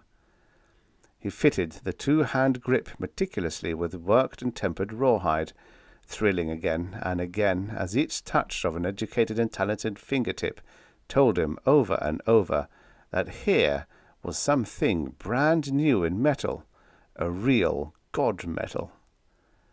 A piece of flat wrought iron, about 3/16 by 5 inches, and about a foot long, already lay on a smooth and heavy hardwood block. He tapped it sharply with the sword's edge. The blade rang like a bell. The iron showed a bright new scar. That was all. Then a moderately heavy two-handed blow, about as hard as he had ever dared swing an iron sword. Still no damage. Then, heart in mouth, he gave the god metal its final test, struck with everything he had, from heels and toes to fingertips. He had never struck such a blow before, except possibly with a war-axe or a sledge. There was a ringing clang. 2 sundered slabs of iron flew to opposite ends of the room. An atrocious blade went on, half an inch deep into solid oak. He wrenched the weapon free and stared at the unmarred edge. Unmarred! For an instant, Tedric felt as though he were about to collapse, but sheerest joy does not disable. There was nothing left to do except make the links, hinge pins, and so on for his armour, which did not take long. Hence, when the minions of Sarpedion next appeared, armoured this time in the heaviest and best iron they had, and all set to overwhelm him by sheer weight of numbers, he was completely ready. Nor was there palaver or parley. The attackers opened the door, saw the smith, and rushed. But Tedric, although in plain sight, had chosen the battleground with care. He was in a corner. At his back, a solid walled stairway ran up to the second floor. On his right, the wall was solid for 20 feet. On his left, beyond the stairwell, the wall was equally solid for twice as far. They would have to come after him, and as he retreated, they would be fighting their way up, and not more than 2 at a time. This first swing, horizontal and neck-high, was fully as fierce-driven as one that had cloven the test-piece and almost ruined his testing block. The god-metal blade scarcely slowed as it went through armour and flesh and bone. In fact, the helmet and the head within it remained in place upon the shoulders for what seemed like seconds before the body toppled and the arteries spurted crimson jets. He didn't have to hit so hard then. Good. Nobody could last very long the way he had started out. Wherefore the next blow, a vertical chop, merely split a man to the chin instead of to the navel. And the third, a backhand return, didn't quite cut the victim's head clear off. And the blows his steel was taking, aimed at head or neck or shoulder, were doing no harm at all. In fact, except for the noise, they scarcely bothered him. He had been designing and building armour for 5 years, and this was his masterpiece. The helmet was heavily padded, the shoulders twice as much so. He had sacrificed some mobility. He could not turn his head very far in either direction, but the jointing was such that the force of any blow on the helmet, from whatever direction coming, was taken by his tremendously capable shoulders. The weapons of the mercenaries could not dent, could not even nick that case-hardened high-alloy steel. Swords bent, broke, twisted. Hammers and axes bounced harmlessly off. Nevertheless, the attackers pressed forward, and even though each blow of his devastating sword took a life, Tedric was forced backwards up the stairs, step by step. Then there came about that for which he had been waiting. A copper-clad priest appeared behind the last rank of mercenaries, staring upward at something behind the ironmaster, beckoning frantically. The priest had split his forces, had sent part of them by another way to the second floor to trap him between 2 groups, had come in close to see the trap sprung. This was it. Taking a couple of quick upward-backward steps, he launched himself into the air with all the power of his legs, and when 230 pounds of man, dressed in 80 or 90 or 100 pounds of steel, leaps from a height of 8 or 10 feet upon a group of other men, those other men go down. Righting himself quickly, Tedric sprang toward the priest and swung with all the momentum of his mass and speed and all the power of his giant frame, swung as though he were concentrating into the blow all his hatred of Sarpedion and everything for which Sarpedion stood, which in fact he was. And what such a sabre scimitar, so driven, did to thin, showy copper armour, and to the human flesh beneath it, is simply nothing to dwell upon here. "Hold!" he roared at the mercenaries, who hadn't quite decided whether or not to resume the attack, and they held. But you're dead," the non-com stuttered. "You must be. The great Sarpedion would—" "A right lively corpse, I," Tedric snarled. "Your Sarpedion, false god and coward, drinker of blood and slayer of the helpless, is weak, puny, and futile beside my Losir. Hence, under Losir's shield and at Losir's direction, I shall this day kill your foul and depraved god, shall send him back to the grisly hell from whence he came. Nor do I ask you to fight for me, nor would I so allow, for I trust you not, though you swore by all your gods. Do you fight for pleasure or for pay?" A growl was the only answer, but that was answer enough. "He of Sarpedion who paid your wages lies there dead. All others of his ilk will die ere this day's sunset. Be advised, therefore, fight no more until you know who pays. Wouldst any more of you be split like whitefish ere I go? Time runneth short, but I would stay and oblige if pressed." He was not pressed. Tedric whirled and strode away. Should he get his horse or not? No. He had never ridden mighty Dreegor into danger wearing armour less capable than his own, and he wouldn't begin now. The Temple of Sarpedion was a tall, narrow building, with a far-flung outside staircase leading up to the penthouse-like excretions in which the green altar of sacrifice was. Tedric reached the foot of that staircase and grimly, doggedly cut his way up it. It was hard work, and he did not want to wear himself out too soon. He might need a lot, and suddenly, later on, and it would be a good idea to have something in reserve. As he mounted higher and higher, however, the opposition became less and less instead of greater and greater, as he had expected. Priests were no longer there. He hadn't seen one for 5 minutes, and in the penthouse itself, instead of the solid phalanx of opposition he had known would bar his way, there were only 6 mercenaries who promptly turned tail and ran. "The way is clear. Hasten!" Tedric shouted, and his youthful squire rushed up the ramp with his axe and hammer. And with those ultra-hard, ultra-tough implements, Tedric mauled and chopped the image of the god. Devan, Sarpedion's high priest, was desperate. He believed thoroughly in his god. Equally thoroughly, however, he believed in the actuality and in the power of Tedric's new god. He had to, for the miracle he had performed spoke for itself. While Sarpedion had not appeared personally in Devan's lifetime, he had so appeared many times in the past, and by a sufficiently attractive sacrifice he could be persuaded to appear again, particularly since this appearance would be in self-defense. No slave, or any number of slaves, would do, nor criminals, no ordinary virgin of the common people. This sacrifice must be of supreme quality. The king himself? Too old and tough and sinful. Ah, the king's daughter. At the thought, the pit of his stomach turned cold. However, desperate situations require desperate remedies. He called in his henchmen and issued orders. Thus it came about that a towering figure clad in flashing golden armour, the king himself, with a few courtiers scrambling far in his wake, dashed up the last few steps just as Tedric was wrenching out Sarpedion's liver. "Tedric, attend," the monarch panted. "The priests have taken Rohan and are about to give her to Sarpedion." "They can't, sire. I've just killed Sarpedion right here." "But they can. They've taken the holiest one from the innermost shrine. I've enshrined him on the temple of Shini.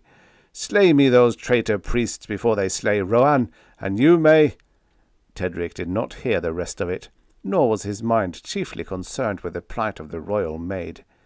It was Sarpedion he was after.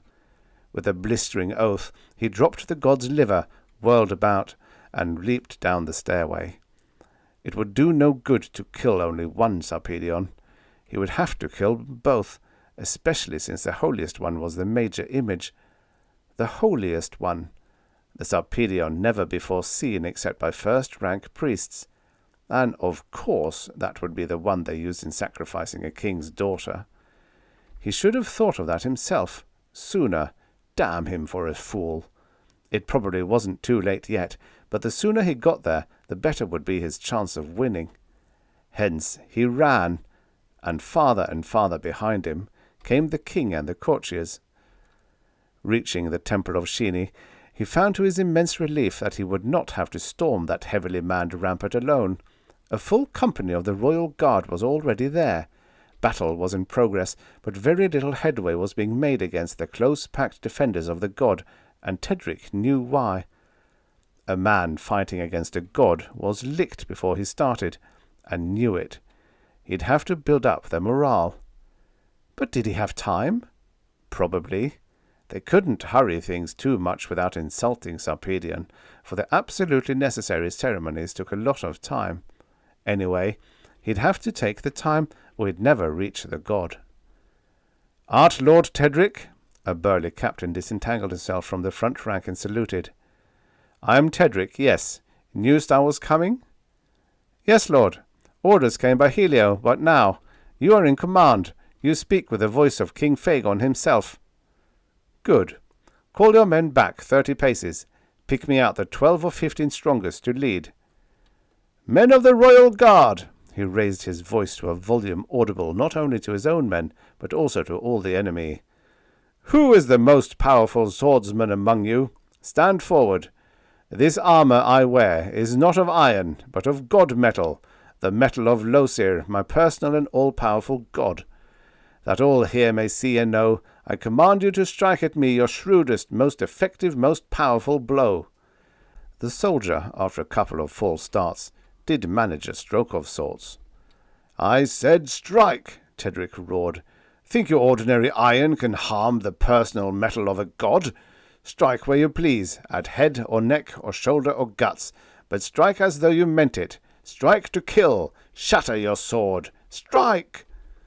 Convulsively the fellow struck, swinging for the neck, and at impact his blade snapped into 3 pieces. A wave of visible relief swept over the guardsmen, one of dismay and shock over the ranks of the foe. "I implore pardon, lord," the soldier begged, dropping to one knee. "Up, man, 'tis nothing, and by my direct order.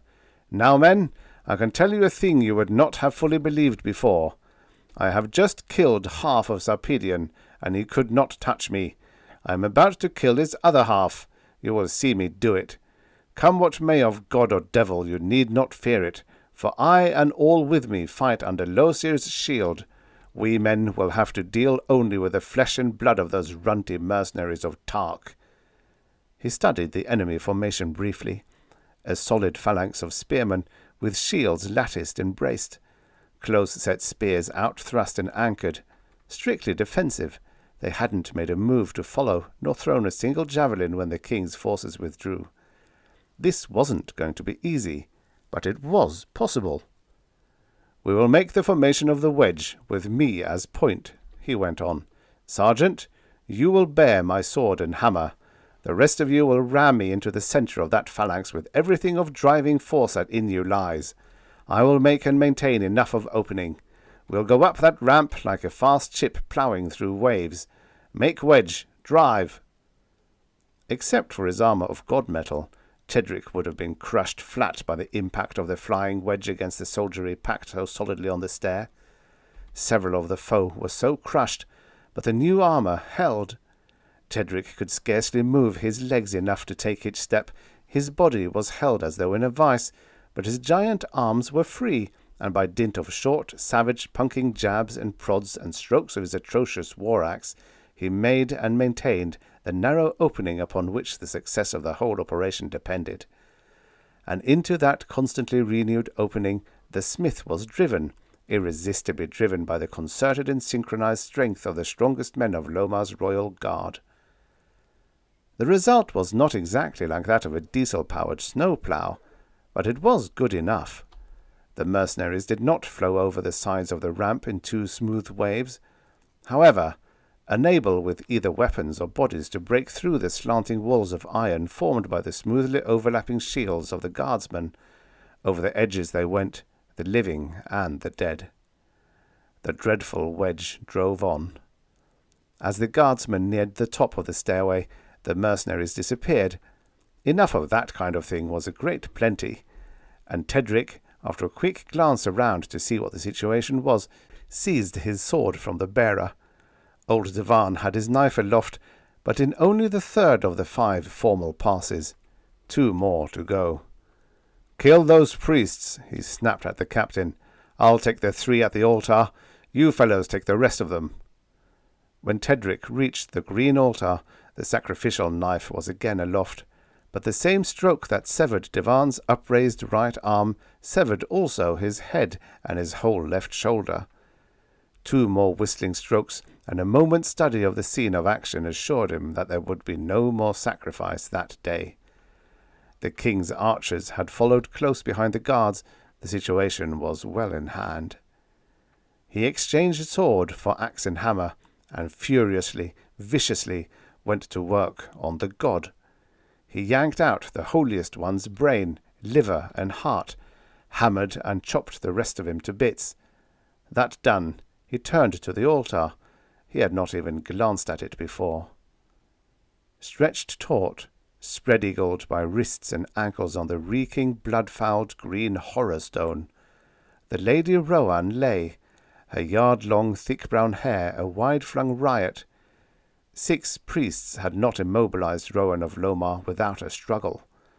Her eyes went from shattered image to blood-covered armoured giant, and back to image. Her face was a study of part horrified, part terrified, part worshipful amazement. He slashed the ropes, extended his mailed right hand. "Art hurt, Lady Rowan?" "No, just stiff."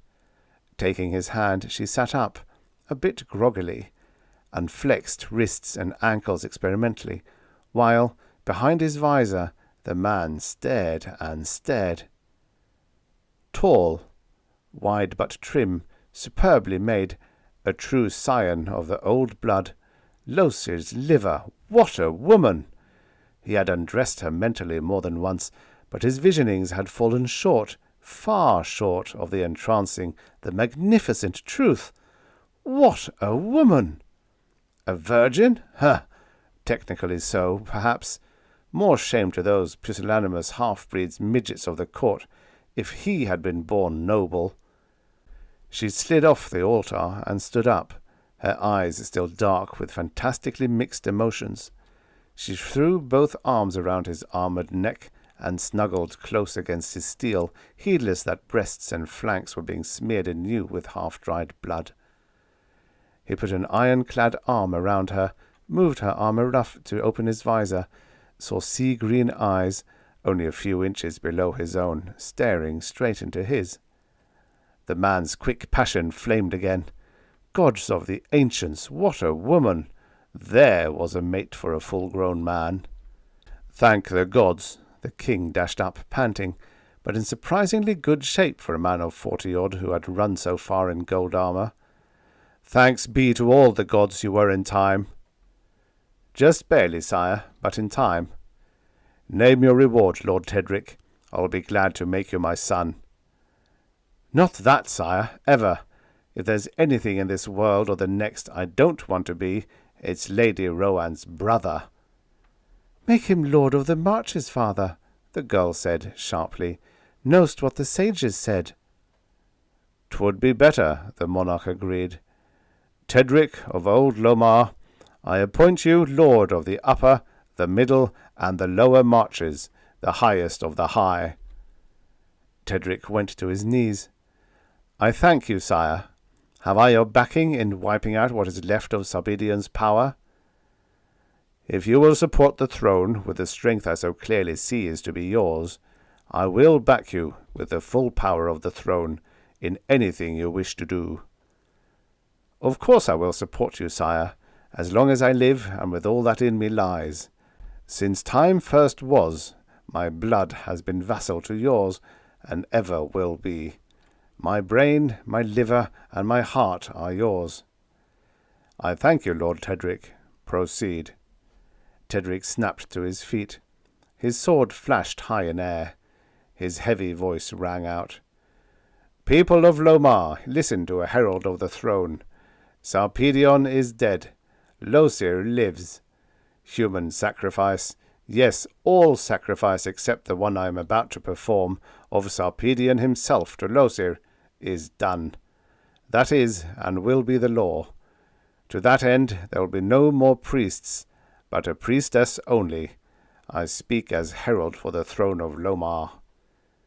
He turned to the girl, still clinging to his side. "I had it first in mind, Lady Rowan, to make you priestess, but—" "Not I," she interrupted vigorously. "No priestess, I, Lord Tedric." "By Losir's brain, girl, you're right. You've been wasted long enough." In another time track, another Scandus and another Firmin, almost but not quite identical with those first so named, pored over a chronoviagram. "The key point in time is there," the prime physicist said thoughtfully, placing the point of his pencil near one jagged peak of the trace. "The key figure is Lord Tedric of Lomar, the discoverer of the carburization of steel. He could be manipulated very easily, but after all, the real catastrophe is about 318 years away. There is nothing alarming about the shape of the curve, and any interference with the actual physical events of the past would almost certainly prove calamitous. Over the years I have found your judgment good. What is your thought on this matter, Firmin?"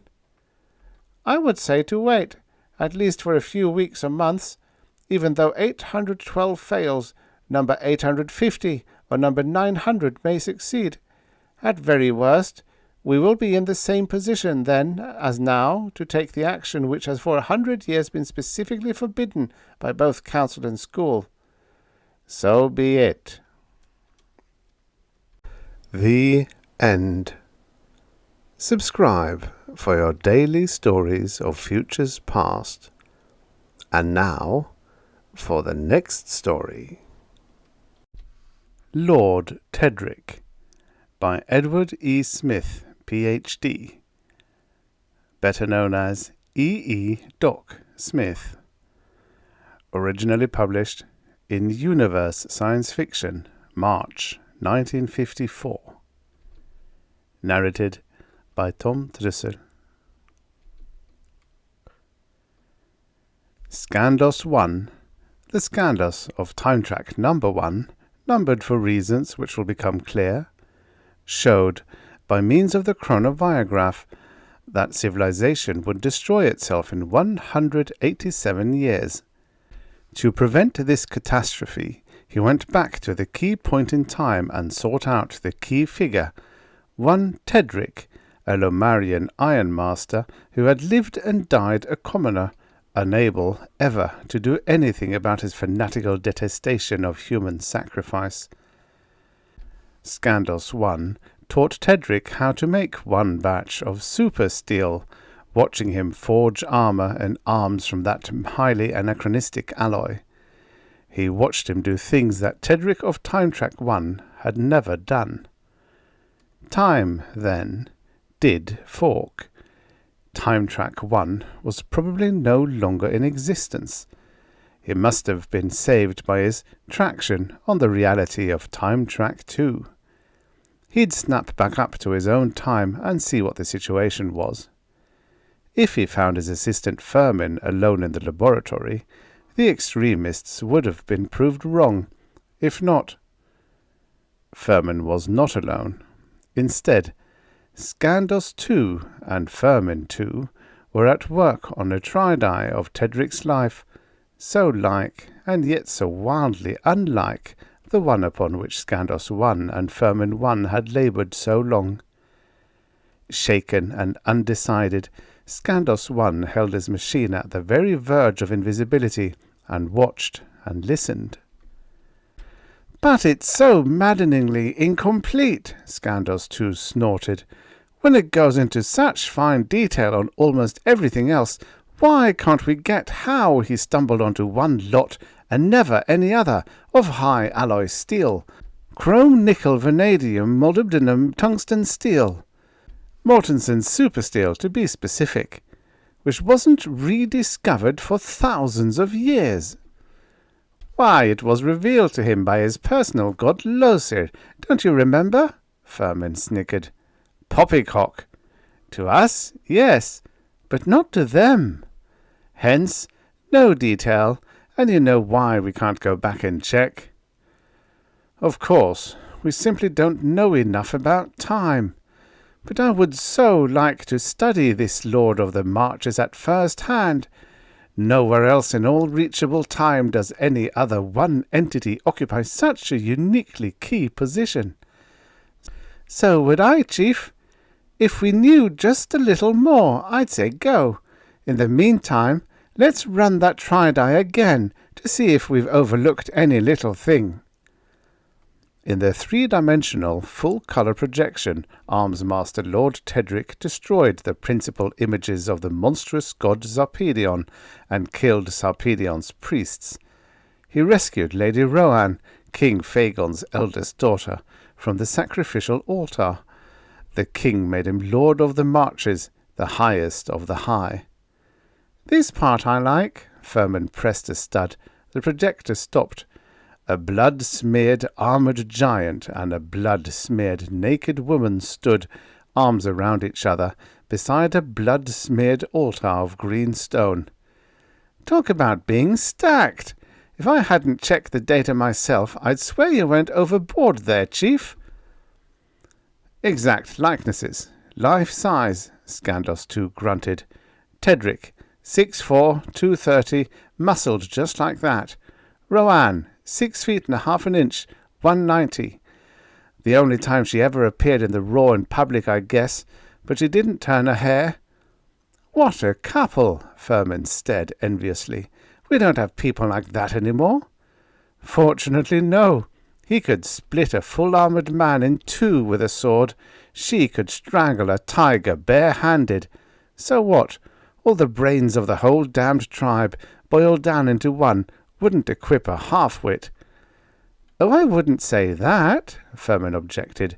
Phaegon was a smooth, shrewd operator. In a way, sometimes. But committing suicide by wearing gold armour instead of high alloy steel doesn't show much brain power. I'm not sure I'll buy that either. There were terrific pressures.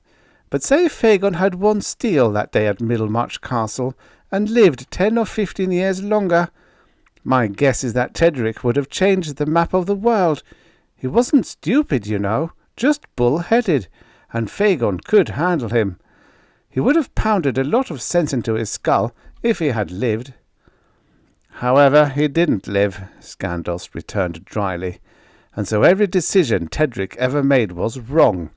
But to get back to the point, did you see anything new? Not a thing.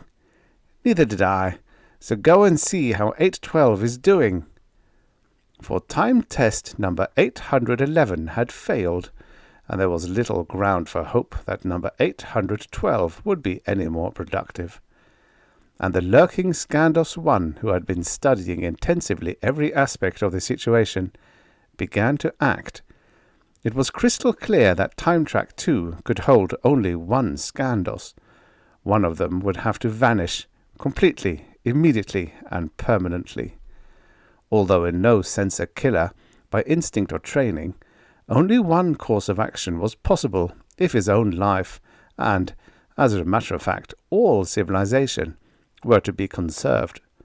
Wherefore he synchronized and shot his unsuspecting double neatly through the head. The living Skandos changed places with the dead. A timer buzzed briefly. The time machine disappeared, completely out of synchronization with any continuum that a world's keenest brain and an ultra-fast calculator could compute. This would, of course, make another fork in time, but that fact did not bother Skandos I at all, now. As for Tedric, since the big dumb lug couldn't be made to believe that he, Skandos I, was other than a god, he'd be a god, in spades.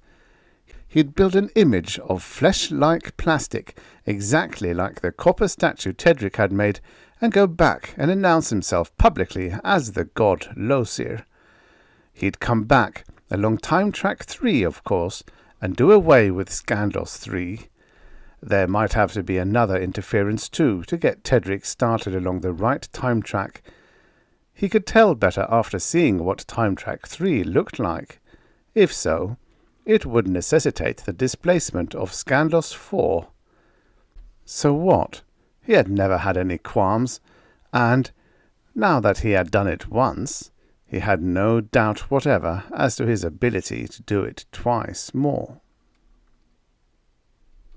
Of the three standing beside Sarpedion's grisly altar, King Phagon was the first to become conscious of the fact that something should be done about his daughter's nudity.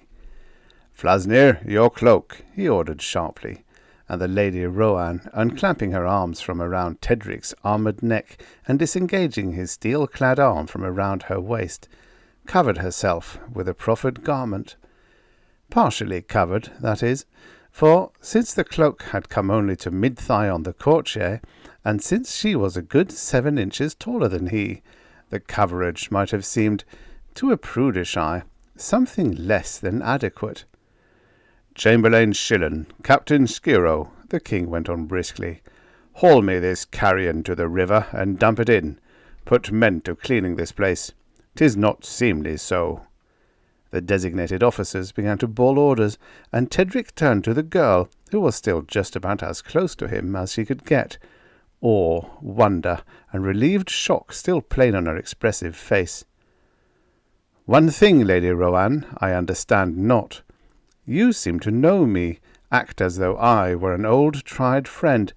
'Tis vast honour, but how? You, of course, I know, have known and honoured since you were a child, but me, a commoner, you know not, nor, if you did, couldst know who it was neath all this iron." "Art wrong, Lord Tedric. Nay, not Lord Tedric. Henceforth you and I are Tedric and Rohan merely. I have known you long and well, should recognize you anywhere. The few of the old true blood stand out head and shoulders above the throng, and you stand out even among them. Who else could it have been? Who else hath the strength of arm and soul, the inner and the outer courage? No coward I, Tedric, nor ever called so, but on that altar my very bones turned jelly. I could not have swung weapon against Sarpedion. I tremble yet at the bare thought of what you did. I know not how you could have done it." "You feared the god, Lady Rohan, as do so many. I hated him." "'Tis not enough of explanation. And Rohan merely, Tedric, remember?" "Rohan. Thanks, my lady. 'Tis an honour more real than your father's patent of nobility. But 'tis not fitting. I feel as much a commoner." "Commoner? Bah! I ignored that word once, Tedric, but not twice. You are, and deservedly, the highest of the high. My father the king has known for long what you are. He should have ennobled you long since. Thank all the gods he had the wit to put it off no longer. 'Tis blood that tells, not empty titles. The throne can make and unmake nobility at will, but no power whatever can make true bloods out of mongrels, nor create real manhood where none exists." Tedric did not know what to say in answer to that passionate outburst, so he changed the subject, effectively, if not deftly. "In speaking of the marches to your father the king, you mentioned the sages. What said they?" "At another time, perhaps." Lady Rohan was fast recovering her wonted cool poise. "'Tis far too long to go into while I stand here half-naked, filthy, and stinking. Let us on with the business in hand, which, for me, is a hot bath and clean clothing." Rohan strolled away as unconcernedly as though she were wearing full court regalia, and Tedric turned to the king. "Think'st the Lady Trice is nearby, sire?" "If I know the jade at all, she is," Phagon snorted, "and not only near. She's seen everything and heard everything, knows more about everything than either us or both of us together. Why? Thinks she'd make a good priestess? The best. Much more so, methinks, than the Lady Roanne. Younger. More priestess-like, say? Perhaps. Phagon was very evidently sceptical, but looked around the temple anyway. "Trussel!" he yelled. "Yes, father?" A soft voice answered, right behind them.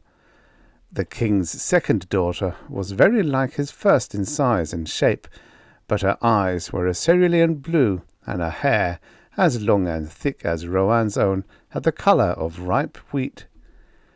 "Aye, daughter. Wouldst like to be a priestess of Losir?" "Oh, yes," she squealed, but sobered quickly. "On second thought, perhaps not.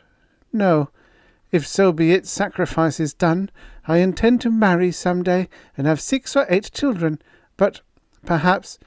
Could I take it now and resign later, think you?" "'Twould not be necessary, sire and Lady Trussel," Tedric put in, while Phagon was still thinking the matter over. "Losir is not at all like Sarpedion. Losir wants abundance and fertility and happiness, not poverty and sterility and misery. Losir's priestess marries as she pleases and has as many children as she wants." "Your priestess I, then, sirs?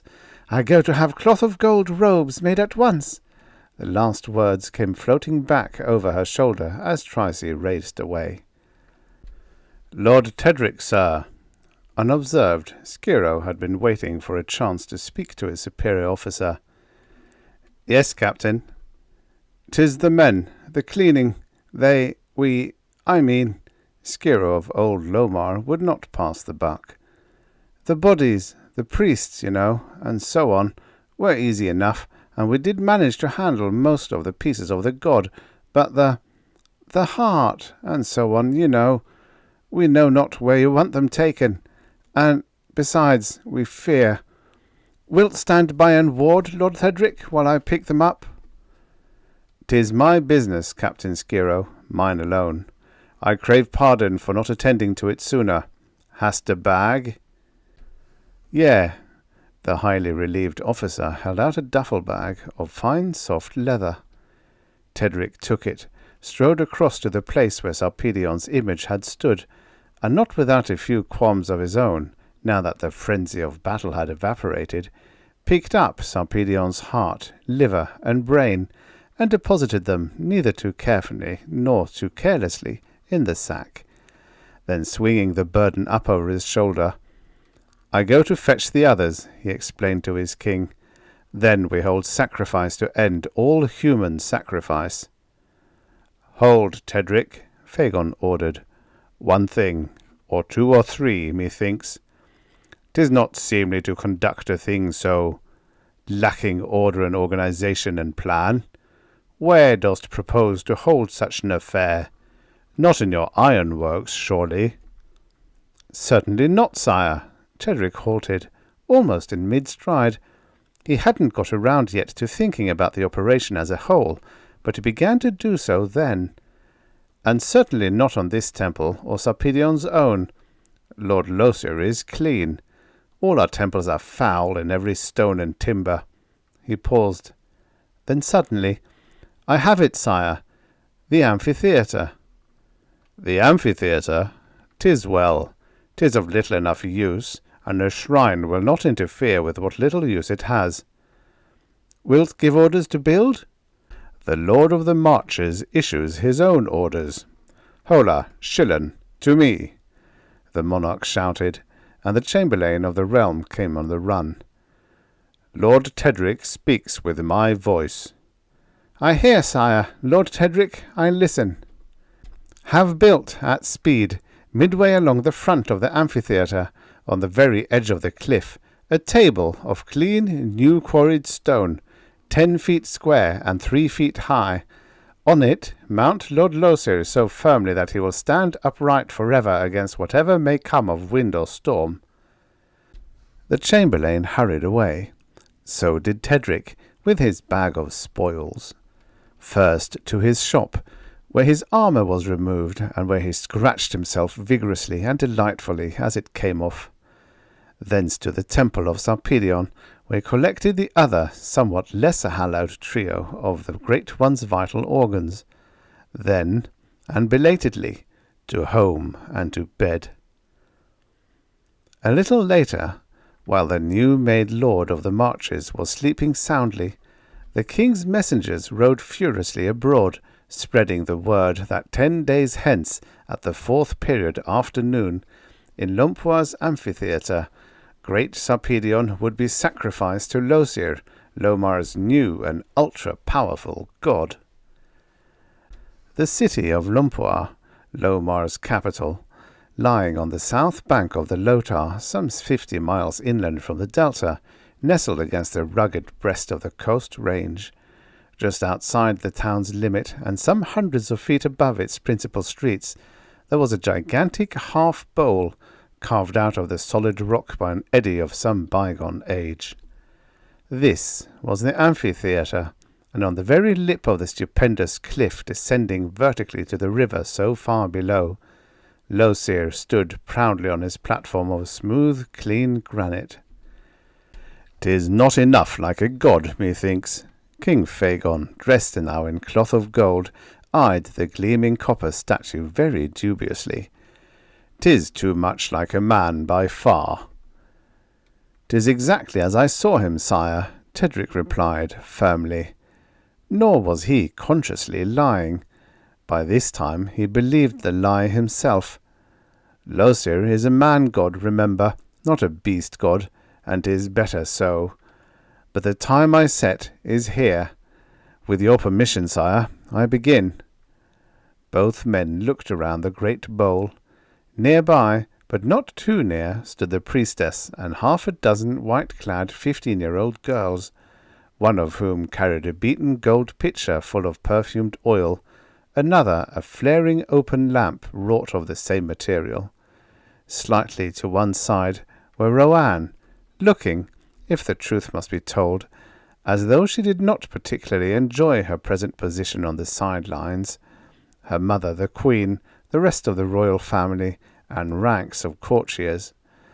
And finally, much farther back, at a very respectful distance from the strange new god, arranged in dozens of more or less concentric, roughly hemispherical rows, stood everybody who had had the time to get there.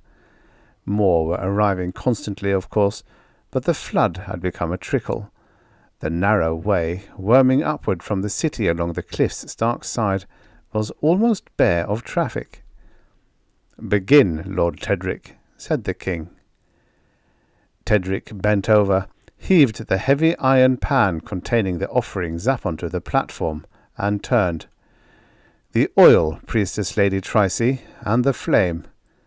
The acolyte handed the pitcher to Trice, who handed it to Tedric, who poured its contents over the twin hearts, twin livers, and twin brains. Then the lamp, and as the yard-high flames leaped upward, the armoured pseudo-priest stepped backward, and raised his eyes boldly to the impassive face of the image of his god. Then he spoke, not softly, but in parade-ground tones audible to everyone present. "Take, Lord Losir, all the strength and all the power and all the force that Sarpedion ever had.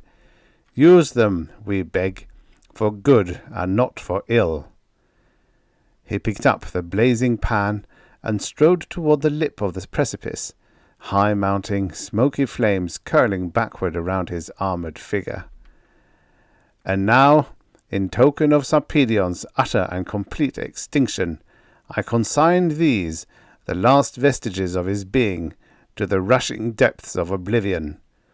He hurled the pan and its fiercely flaming contents out over the terrific brink. This act, according to Tedric's plan, was to end the programme. But it didn't. Long before the fiery mass struck water, his attention was seized by a long, low-pitched, moaning gasp from a multitude of throats, a sound the like of which he had never before even imagined.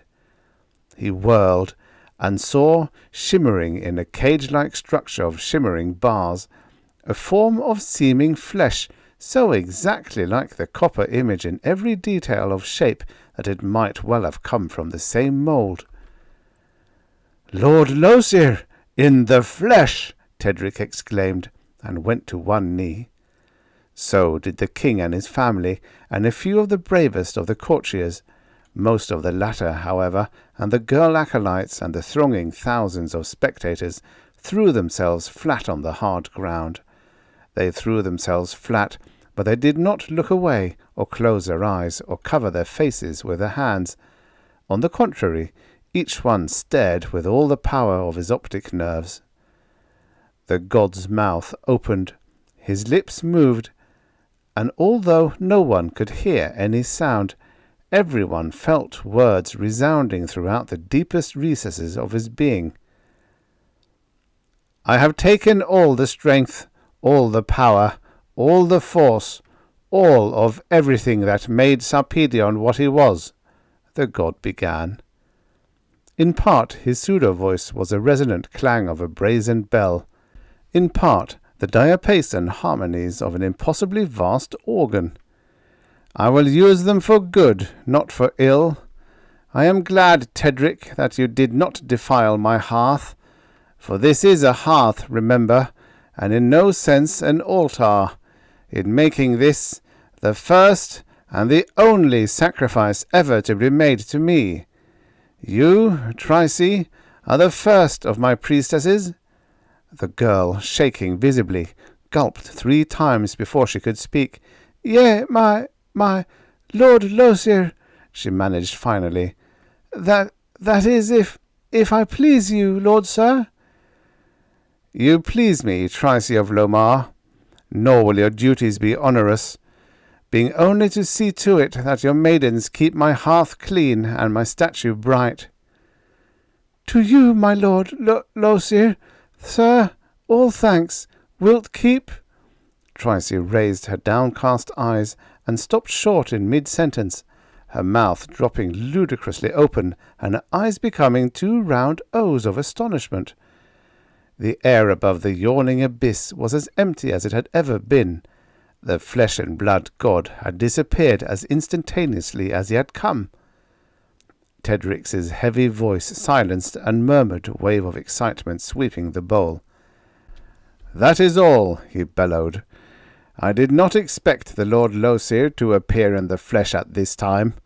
I know not when or ever he will deign to appear to us again, but this I know, whether or not he ever so deigns, or when, you all know now that our great Lord Losir lives. Is it not so?" "'Tis so! Long live Lord Losir!" Tumultuous yelling filled the amphitheatre. "'Tis well. In leaving this holy place all will file between me and the shrine. First our king, then the lady priestess Trice and her maids, then the family, then the court, then the rest. All men as they pass will raise sword arms in salute. All women will bow heads. Will be naught of offerings, or of tribute, or of fractions. Lord Losir is a god, not a huckstering, thieving, murdering trickster. King Phagon, sire, wilt lead?" Unhelmed now, Tedric stood rigidly at attention before the image of his god. The king did not march straight past him, but stopped short. Taking off his ornate headpiece, and lifting his right arm high, he said, "To you, Lord Losir, my sincere thanks for what hast done for me, for my family, and for my nation. While 'tis not seemly that Lomar's king should beg, I ask that you abandon us not." Then Trice and her girls. "We engage, Lord Sir," the lady priestess said, at a whispered word from Tedric, "to keep your hearth scrupulously clean, your statue shining bright." Then the queen, followed by the Lady Rohan, who, although she bowed her head meekly enough, was shooting envious glances at her sister, so far ahead, and so evidently the cynosure of so many eyes. The rest of the family, the court, the thronging spectators, and, last of all, Tedric himself, helmet tucked under left arm, he raised his brawny right arm high, executed a stiff left face, and marched proudly at the rear of the long procession. And as the people made their way down the steep and rugged path, as they debouched through the city of Lumpoir, as they traversed the highways and byways back to the towns and townlets and farms from which they had come, it was very evident that Losir had established himself as no other god had ever been established throughout the long history of that world. Great Losir had appeared in person. Everyone there had seen him with his own eyes. Everyone there had heard his voice, a voice of a quality impossible for any mortal being, human or otherwise, to produce, a voice heard, not with the ears, which would have been ordinary enough, but by virtue of some hitherto completely unknown and still completely unknowable inner sense or ability evocable only by the god. Everyone there had heard, sensed him address the Lord Armsmaster and the Lady Priestess by name. Other gods had appeared personally in the past, or had they really? Nobody had ever seen any of them, except their own priests, the priests who performed the sacrifices and who fattened on the fractions.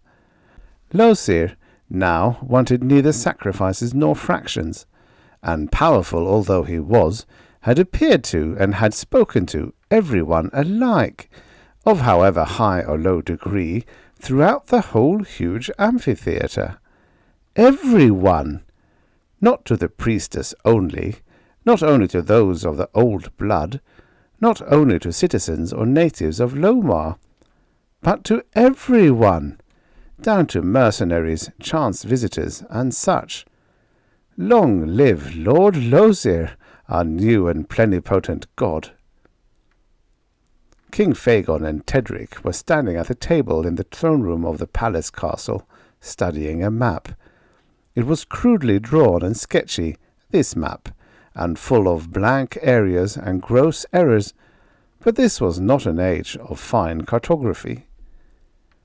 "Tark first is still my thought, sire," Tedric insisted stubbornly. "'Tis closer, our lines shorter. A victory there would hearten all our people. 2, 'twould be unexpected. Lomar has never attacked Tark, whereas your royal sire and his sire before him each tried to loose Sarlon's grip and, in failing, but increased the already heavy payments of tribute. 2, in case of something short of victory, hast only the one pass and the great gorge of the Lotar to hold against reprisal. 'Tis true such course would leave the marches unheld, but no more so than they have been for 4 years or more." "Nay, think, man," Phagon snorted testily. "'Twould fail.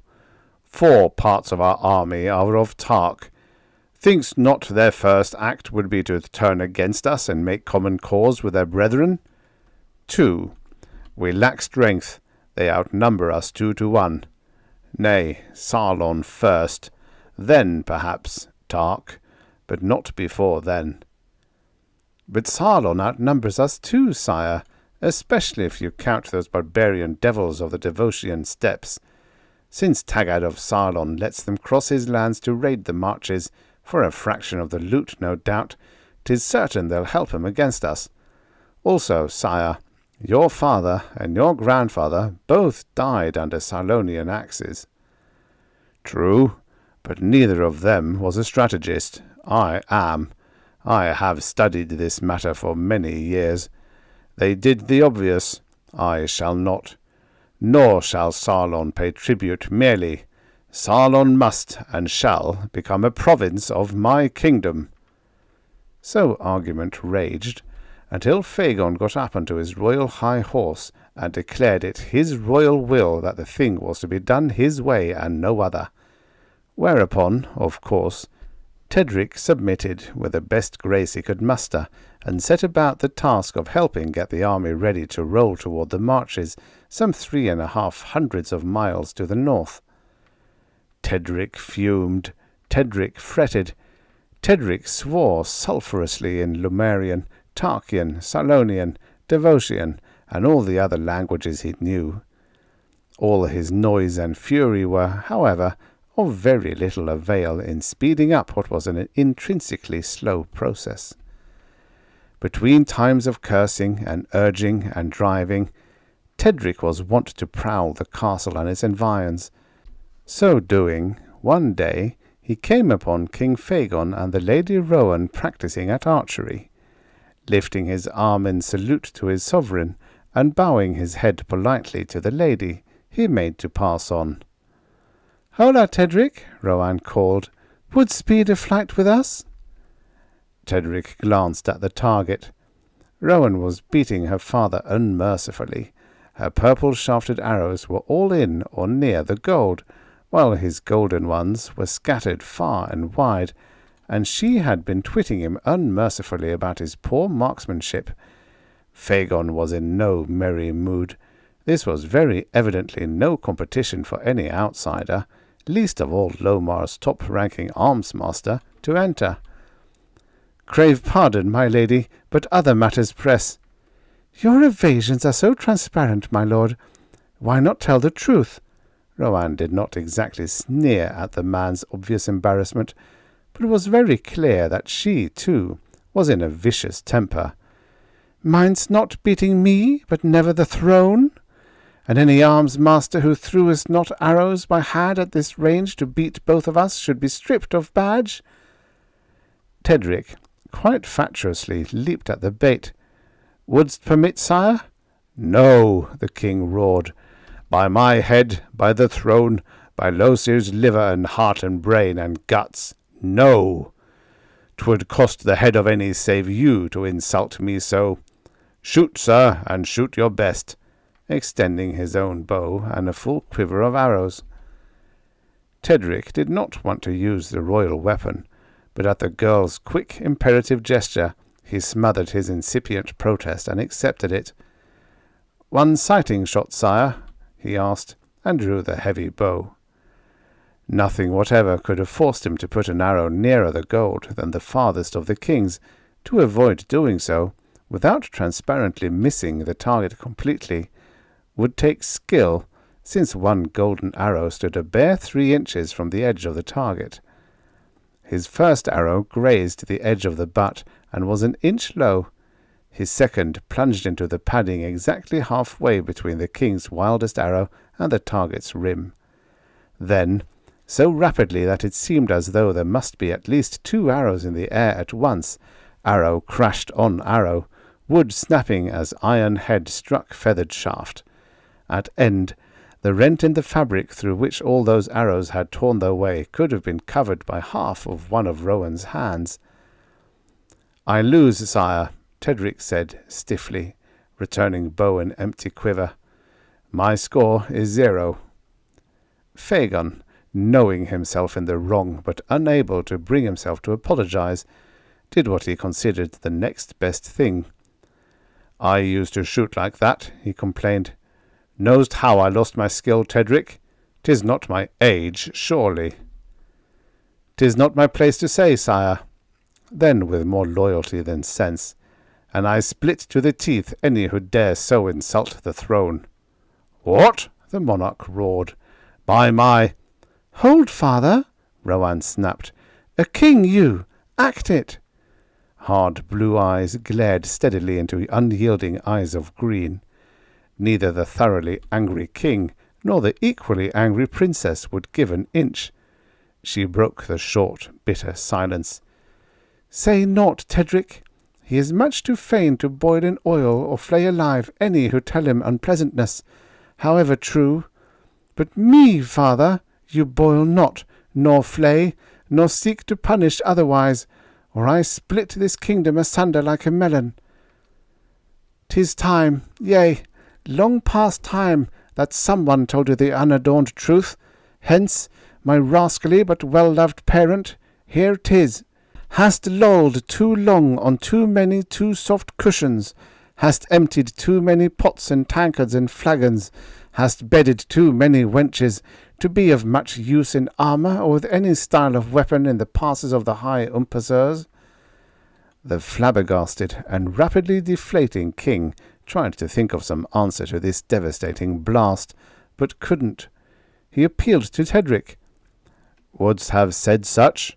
Surely not." "Not I, sire," Tedric assured him, quite truthfully. "And even if true, 'tis a thing to remedy itself. Before we reach the marches wilt regain arm and eye." "Perhaps," the girl put in, her tone still distinctly on the acid side, "if he matches you, Tedric, in lolling and whining and wenching, yes. Otherwise, no. How much wine do you drink each day?" "1 cup, usually. Sometimes. At supper." "On the march? Think carefully, friend." "Nay, I meant in town, in the field. None, of course."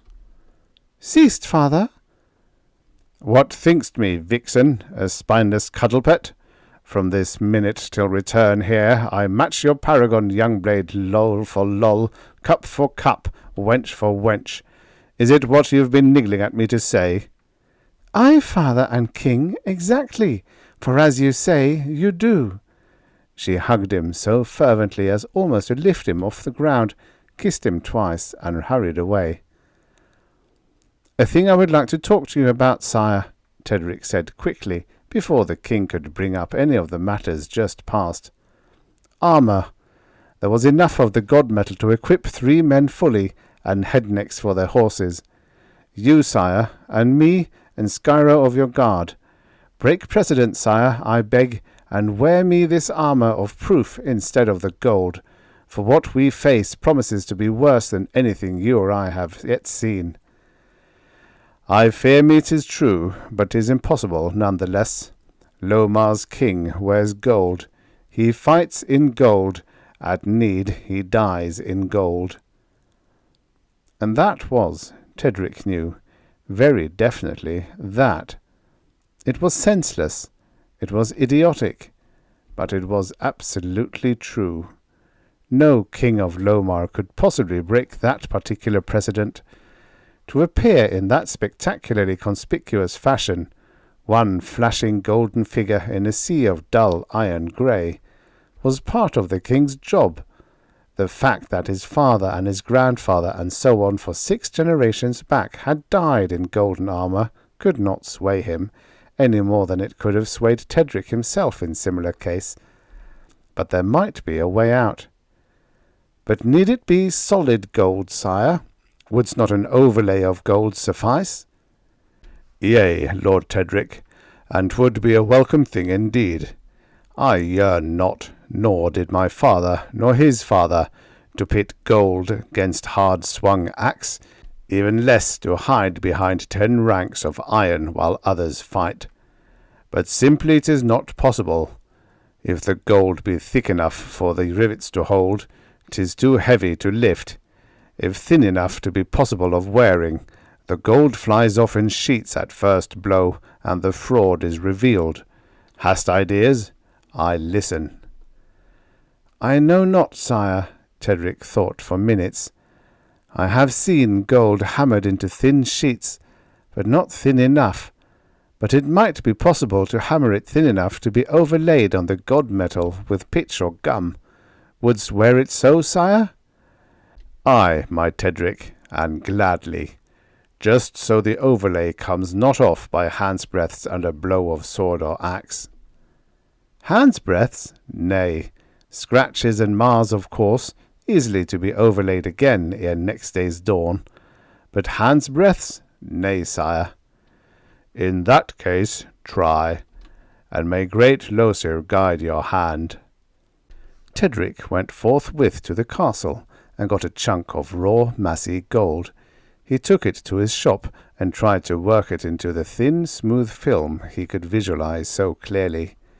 And tried, and tried, and tried, and failed, and failed, and failed.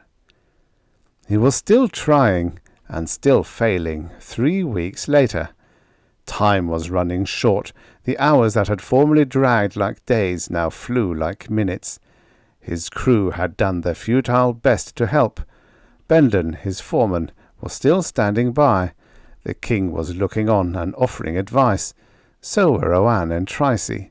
Skiro and Shillen and other more or less notable persons were also trying to be of use. Tedric, strained and tense, was pounding carefully at a sheet of his latest production. It was a pitiful thing, lumpy in spots, ragged and rough, with holes where hammer had met anvil through its substance. The smith's left hand twitched at precisely the wrong instant, just as the hammer struck. The flimsy sheet fell into 3 ragged pieces. Completely frustrated, Tedric leaped backward, swore fulminantly, and hurled the hammer with all its strength toward the nearest wall. And in that instant there appeared, in the now familiar cage-like structure of shimmering interlaced bars, the form of flesh that was Losir the god. High in the air, directly over the forge, the apparition hung, motionless and silent, and stared. Everyone except Tedric gave homage to the god, but he merely switched from the viciously corrosive Devosian words he had been using to more parliamentary Lemurian.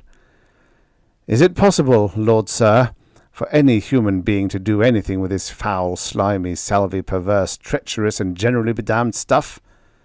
"It is, definitely. Not only possible, but fairly easy and fairly simple, if the proper tools, apparatus, and techniques are employed," Losir's bell-toned organ pseudo-voice replied. "Ordinarily, in your lifetime, you would come to know nothing of gold leaf, although really thin gold leaf is not required here, nor of gold beaters' skins and membranes and how to use them, nor of the adhesives to be employed and the techniques of employing them. The necessary tools and materials are, or can very shortly be made, available to you. You can now absorb quite readily the required information and knowledge. For this business of beating out gold leaf, your hammer and anvil are both completely wrong. Listen carefully and remember, for the first preliminary thinning down, you take." Lomar's army set out at dawn. First the wide-ranging scouts, lean, hard, fine-trained runners, stripped to clouts and moccasins, and carrying only a light bow and a few arrows apiece. Then the hunters. They too scattered wildly, and went practically naked, but bore the 100-pound bows and the savagely tearing arrows of their trade. Then the heavy horse, comparatively few in number, but of the old blood all, led by Tedric and Skiro and surrounding glittering Phagon and his standard-bearers. It took a lot of horse to carry a full-armoured knight of the old blood, but the horse farmers of the middle marches bred for size and strength and stamina. Next came century after century of light horse, mounted swordsmen and spearmen and javelineers, followed by even more numerous centuries of foot-slogging infantry.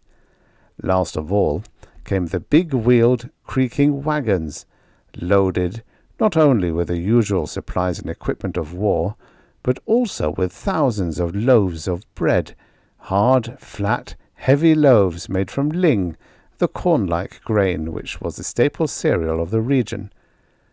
"Bread, sire?" Tedric had asked, wonderingly, when Phagon had first broached the idea. Men on the march lived on meat, a straight, unrelieved diet of meat for weeks and months on end, and all too frequently not enough of that to maintain weight and strength. They expected nothing else. An occasional fist-sized chunk of bread was sheerest luxury. "Bread? A whole loaf each man a day?" "Aye," Phagon had chuckled in reply. "All farmsmen along the way will have ready my fraction of ling, and Shillen will at need buy more. To each man a loaf each day, and all the meat he can eat. 'Tis why we go up the mid-vale, where farmsmen all breed savage dogs to guard the fields against hordes of game. Such feeding will be noised abroad. Canst think of a better device to lure Taggart's ill-fed mercenaries to our standards?" Tedric couldn't. There is no need to dwell in detail upon the army's long, slow march. Leaving the city of Lompoir, it moved up the Lotar River, through the spectacularly scenic gorge of the coast range, and into the middle valley, that incredibly lush and fertile region which, lying between the low Umpasseurs on the east and the coast range on the west, comprised roughly a third of Lomar's area, into and through the straggling hamlet of Bonnoy, lying at the junction of the Midvale River with the Lotar, then straight north through the timberlands and meadows of the Midvale's west bank. Game was, as Fagon had said, incredibly plentiful, outnumbering by literally thousands to one both domestic animals and men. Buffalo like Lipita, moose like Rolatos, pig like Axides, the largest and among the tastiest of Lomar's game animals, were so abundant that one good hunter could kill in half an hour enough to feed a century for a day. Hence most of the hunter's time was spent in the travelling dryers, preserving meat against the coming day of need. On, up the bluely placid lake Midvale, a full day's march long and half that in width, past the chain lakes strung on the river like beads on a string, past Lake Ardo, and on toward Lake Middlemarch and the Middlemarch Castle which was to be Tedric's official residence henceforth. As the main body passed the head of the lake, a couple of scouts brought in a runner bursting with news. "Thanks Abedion, sire! I had not to run to Lumpwa to reach you," he cried, dropping to his knees. "Middlemarch Castle is besieged. Hurlo of the Marches is slain." And he went on to tell the story of onslaught and slaughter. "And the raiders worn iron," Fagon remarked, when the tale was done. "Sarlonian iron, no doubt." "Aye, sire, but how couldst—" "No matter. Take him to the rear, feed him." "You expected this raid, sire," Tedric said, rather than asked, after scouts and runner had disappeared. "Aye, 'twas no raid, but the first skirmish of a war. No fool Taggart of Sarlon, nor Isian of Divos, barbarian though he is. They knew what loomed, and struck first. The only surprise was Hurlo's death. He had my direct orders not to do battle against any force, however slight seeming, but to withdraw forthwith into the castle, which was to be kept stocked to withstand a siege of months. This keeps me from boiling him in oil for stupidity, incompetence, and disloyalty." Fagon frowned in thought, then went on. "Were there forces that appeared not? Surely not. Taggart would not split his forces at all seriously. 'Tis but to annoy me. Or perhaps they are mostly barbarians, despite the Salonian iron. To harry and flee is no doubt their aim, but for Lomar's good not one of them should escape. Knowst the upper Midvale, Tedric, above the lake?" "But little, sire, a few miles only. I was there but once." "'Tis enough. Take half the royal guard and a century of bowmen. Cross the Midvale at the ford 3 miles above us here. Go up and around the lake. The upper Midvale is fordable almost anywhere at this season, so stay far enough away from the lake that none see you. Cross it, swing in a wide circle toward the peninsula on which sits Middlemarch Castle, and in 3 days—" "3 days will be ample, sire." 3 days from tomorrow's dawn, exactly as the top rim of the sun clears the meadow, make your charge out of the covering forest, with your archers spread to pick off all who seek to flee. I will be on this side of the peninsula. Between us there will be ground like ling. None shall get away." Fagon's assumptions, however, were slightly in error. When Tedric's riders charged, at the crack of the indicated dawn, they did not tear through a motley horde of half-armoured, half-trained barbarians. Instead, they struck 2 full centuries of Sarlon's heaviest armour, and Fagon the king fared worse. At first sight of that brilliant golden armour, a solid column of armoured knights formed as though by magic, and charged it at full gallop. Fagon fought, of course, fought as his breed has always fought, at first on horse, with his terrible sword, and the trenchant edge of which night after night died. His horse dropped, slaughtered. His sword was knocked away, but afoot the war-axe changed to his steel belt by links of supersteel was still his. He swung and swung and swung again, again and again, and with each swing an enemy ceased to live. But sheer weight of metal was too much. Finally, still swinging his murderous weapon, Phagon of Lomar went flat on the ground. At the first assault on their king, Tedric with his sword and Skira with his hammer had gone starkly berserk. Skira was nearer, but Tedric was faster and stronger and had the better horse. "Dregor!" he yelled, thumping his steed's sides with his armoured legs and rising high in his stirrups. Nostrils flaring, the mighty beast raged forward, and Tedric struck as he had never struck before. 8 times that terrific blade came down, and 8 men and 8 horses died. Then, suddenly, Tedric never did know how it happened, since Dregor was later found uninjured. He found himself afoot. No place for sword this, but made to order for axe. Hence, driving forward as resistlessly as though a phalanx of iron were behind him, he hewed his way toward his sovereign. Thus he was near at hand when Phagon went down. So was doughty Skira, and by the time the Salonians had learned that sword nor axe nor hammer could cut or smash that gold-seeming armour fury personified was upon them.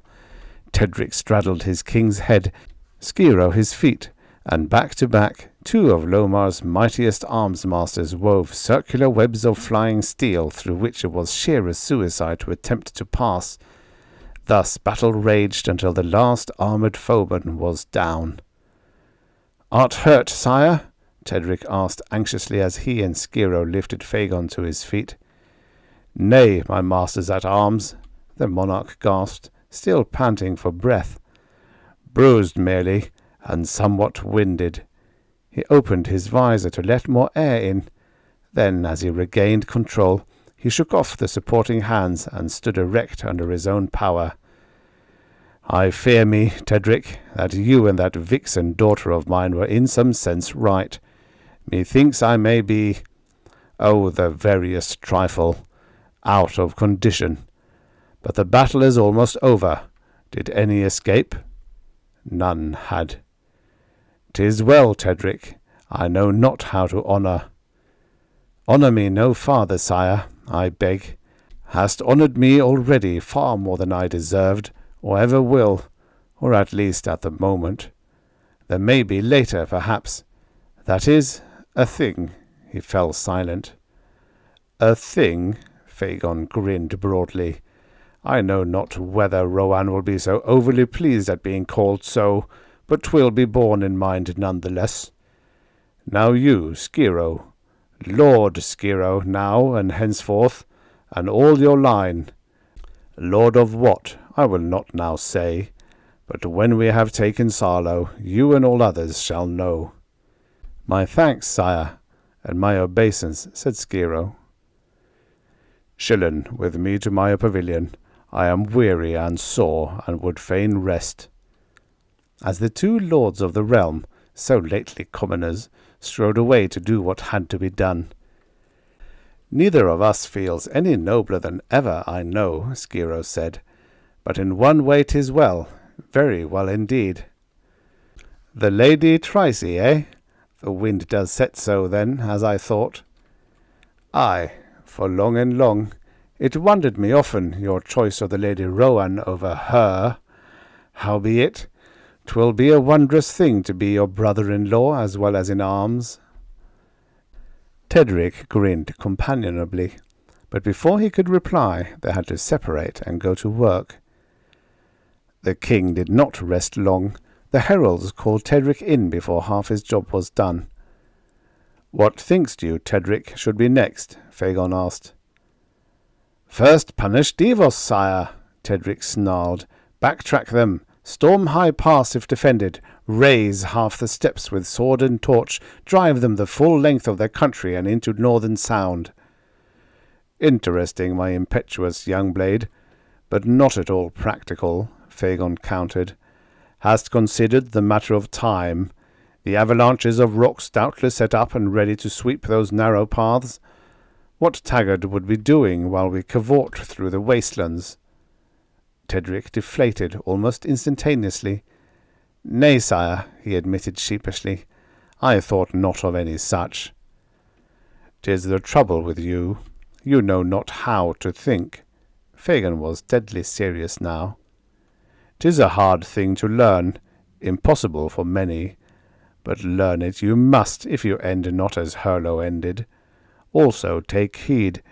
Disobey my orders but once, as Hurlo did, and you hang in chains from the highest battlement of your own castle Middlemarch until your bones rot apart and drop into the lake." His monarch's vicious threat, or rather promise, left Tedric completely unmoved. "'Tis what I would deserve, sire, or less, but no fear of that. Stupid I may be, but disloyal? Nay, sire, your words always have been and always will be my law."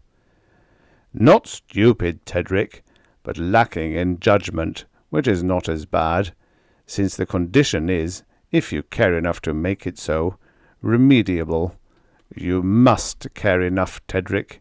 You must learn, and quickly, for much more than your own life is at hazard."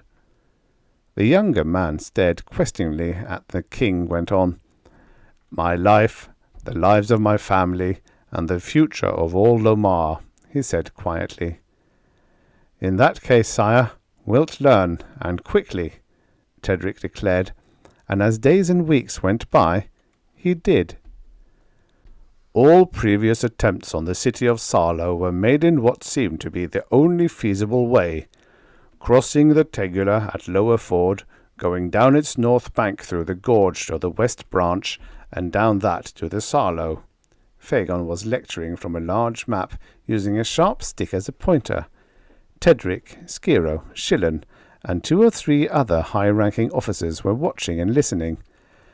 The west branch flows into Sarlo only 40 miles above Sarlo Bay. The city of Sarlo is here, on the north bank of the Sarlo River, right on the bay, and is 5/6 surrounded by water. The Sarlo River is wide and deep, uncrossable against any real opposition. Thus, Salonian strategy has always been not to make any strong stand anywhere along the west branch, but to fight delaying actions merely, making their real stand on the north bank of the Sarlo, only a few miles from Sarlo city itself. The Sarlo River, gentlemen, is well called Sarlo's Shield. It has never been crossed." "How do you expect to cross it then, sire?" Shillen asked. "Strictly speaking, we cross it not, but float down it. We cross the Tegula at Upper Ford, not Lower." "Upper Ford, sire? Above the terrible gorge of the Low Empereurs?" "Yes, that gorge, undefended, is passable. 'Tis rugged, but passage can be made. Once through the gorge, our way to the Lake of the Spiders, from which springs the middle branch of the Sarlo, is clear and open." "But 'tis held, sire. That middle valley is impassable for troops," a grizzled captain protested. "We traverse it none the less, on rafts, at 6 or 7 miles an hour, faster by far than any army can march. But 'tis enough of explanation. Lord Skiro, attend." "I listen, sire." "At earliest dawn, take 2 centuries of axemen and 1 century of bowmen, with a wagon-load of woodworkers' supplies about which some of you have wondered. Strike straight north at forced march. Cross the Tegula, straight north again to the Lake of the Spiders and the head of the middle branch. Build rafts, large enough and of sufficient number to bear our whole force, strong enough to stand rough usage. The rafts should be done, or nearly, by the time we get there." "I hear, sire, and I obey." Tedric, almost stunned by the novelty and audacity of this, the first amphibian operation in the history of his world, was dubious but willing. And as the map of that operation spread itself in his mind, he grew enthusiastic. "We attack then, not from the south, but from the northeast." "Aye, and on solid ground, not across deep water. But to bed, gentlemen. Tomorrow the clarions sound before dawn." Dawn came. Skiro and his force struck out. The main army marched away up the north bank of the upper Midvale, which for 30 or 40 miles flowed almost directly from the northeast. There, however, it circled sharply to flow from the southeast, and the Lomarians left it, continuing their march across undulating foothills straight for Upper Ford. From the south, the approach to this ford, lying just above, east of, the low Umpasseur Mountains, at the point where the middle marches mounted a stiff but not abrupt gradient to become the upper marches, was not too difficult. Nor was the entrapment of most of the Silonians and barbarians on watch. The stream, while only knee-deep for the most part, was wide, fast, and rough. The bottom was made up in toto of rounded, mossy, extremely slippery rocks. There were enough men and horses and lines, however, so that the crossing was made without loss. Then, turning 3/4 of a circle, the cavalcade made slow way back down the river, along its north bank, toward the forbidding gorge of the low Umpasseurs. The north bank was different, vastly different from the south one. Mountains of bare rock, incredible thousands of feet higher than the plateau forming the south bank, towered at the rushing torrent's very edge. What passed for a road was narrow, steep, full of hairpin turns, and fearfully rugged. But this, too, was passed. By dint of what labour and stress it is not necessary to dwell upon. And as the army debouched out onto the sparsely wooded, gullied, and eroded terrain of the high barren valley, and began to make camp for the night, Tedric became deeply concerned. Skiro's small force would have left no obvious or lasting traces of its passing, but such blatant disfigurements as these— He glanced at the king, then stared back at the broad, trampled, deep-rutted way the army had come. "South of the river our tracks do not matter," he said flatly. "In the gorge they exist not. But those traces, sire, matter greatly, and are not to be covered or concealed." "Tedric, I approve of you. You begin to think." Much to the young man's surprise, Phagon smiled broadly. "How wouldst handle the thing, if decision yours?" "A couple of fires of bowmen to camp here or nearby, sire," Tedric replied promptly, "to put arrows through any who come to spy." "'Tis a sound idea, but not enough by half. Here I leave you, and a full century each of our best scouts and hunters. See to it, my lord captain, that none sees this our trail from here to the Lake of the Spiders, or, having seen it, lives to tell of the seeing." Tedric, after selecting his sharpshooters and watching them melt invisibly into the landscape, went down the valley about a mile and hid himself carefully in a cave. These men knew the business in hand a lot better than he did, and he would not interfere. What he was for was to take command in an emergency. If the operation were a complete success, he would have nothing whatever to do. He was still in the cave, days later, when word came that the launching had begun. Rounding up his guerrillas, he led them at a fast pace to the Lake of the Spiders, around it, and to the place where the Lomarian army had been encamped. 4 50-man rafts were waiting, and Tedric noticed with surprise that a sort of house had been built on the one lying farthest downstream. This luxury, he learned, was for him and his squire Ralion and their horses and armour. The middle branch was wide and swift, and to Tedric and his bowmen, landlubbers all, it was terrifyingly rough and boisterous and full of rocks. Tedric, however, did not stay a landlubber long. He was not the type to sit in idleness when there was something physical to do, something new to learn. And learning to be a riverman was so much easier than learning to be King Phagon's idea of a strategist. Thus, stripped to clout and moccasins, Tedric revelled in pitting his strength and speed at steering oar or pole against the raft's mass and the river's whim. "A good man, him," the boss boatman remarked to one of his mates. Then later to Tedric himself, "'Tis shame, lord, that you got to work at this lord business. Wouldst make a damn good riverman in time." "My thanks, sir, and 'twould be more fun, but King Fagon knows best. But this bend you talk of, what is it?" "'Tis where this middle branch turns a square angle against solid rock to flow west into the Sarlo, the roughest, wickedest bit of water anybody ever tried to run a raft over. Canst try it with me if you like." "'Twould please me greatly to try." Well, short of the bend, each raft was snubbed to the shore and unloaded. When the first one was bare, the boss riverman and a score of his best men stepped aboard. So did Tedric. "What folly this!" Fagon yelled. "Tedric, ashore!" "Canst swim, Lord Tedric?" the boss asked. "Like an eel," Tedric admitted modestly, and the riverman turned to the king. "'Twill save you raft, sire, if he works with us. He's quick as a cat and strong as a bull, and knows more of white water already than half my men." "In that case," Fagon waved his hand, and the first raft took off. Many of the rafts were lost, of course, and Tedric had to swim in icy water more than once, but he loved every exhausting, exciting second of the time. Nor were the broken logs of the wrecked rafts allowed to drift down the river as telltales. Each bit was hauled carefully ashore.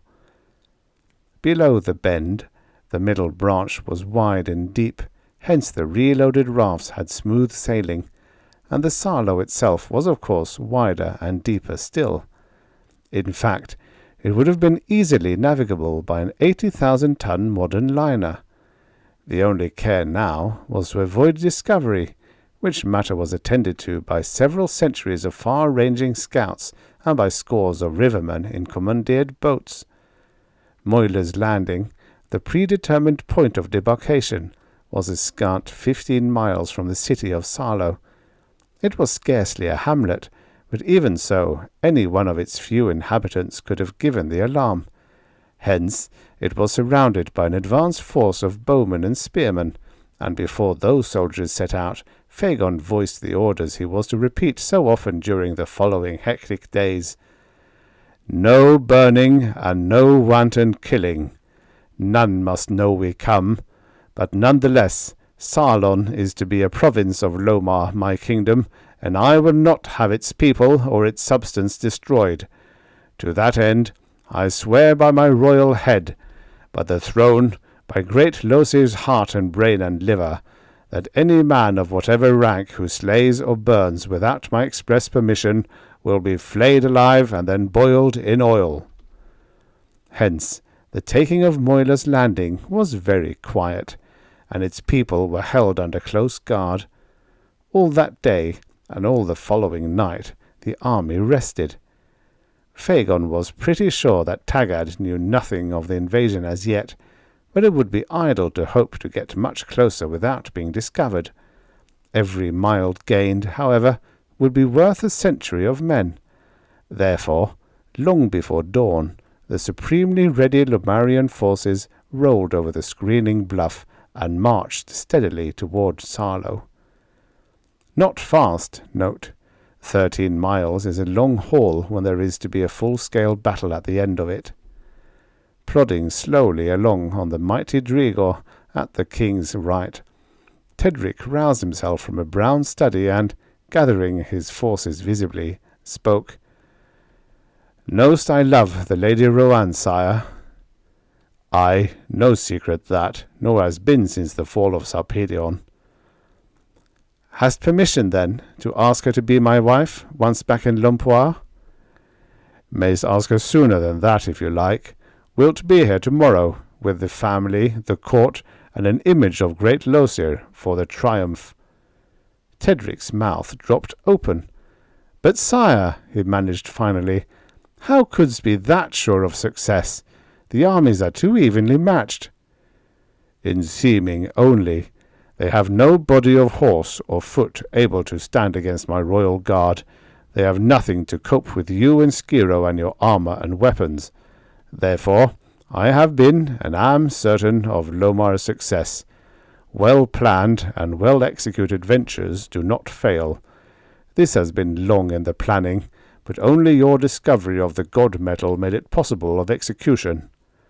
Then, as Tedric glanced involuntarily at his gold-plated armour, yea, the overlay made it possible for me to live, although I may die this day, being the centre of attack and being weaker and of lesser endurance than I thought. But my life matters not beside the good of Lomar. A king's life is of import only to himself, to his family, and to a few. Wouldst be surprised to learn how very few real friends. Your life matters to me, sire, and to Skiro. Ay, Tedric, my almost son, that I know. Art in the forefront of those few I spoke of. And take this not too seriously, for I expect fully to live. But in case I die, remember this. Kings come and kings go, but as long as it holds the loyalty of such as you and Skiro and your kind, the throne of Lomar endures. Taggart of Sarlon was not taken completely by surprise.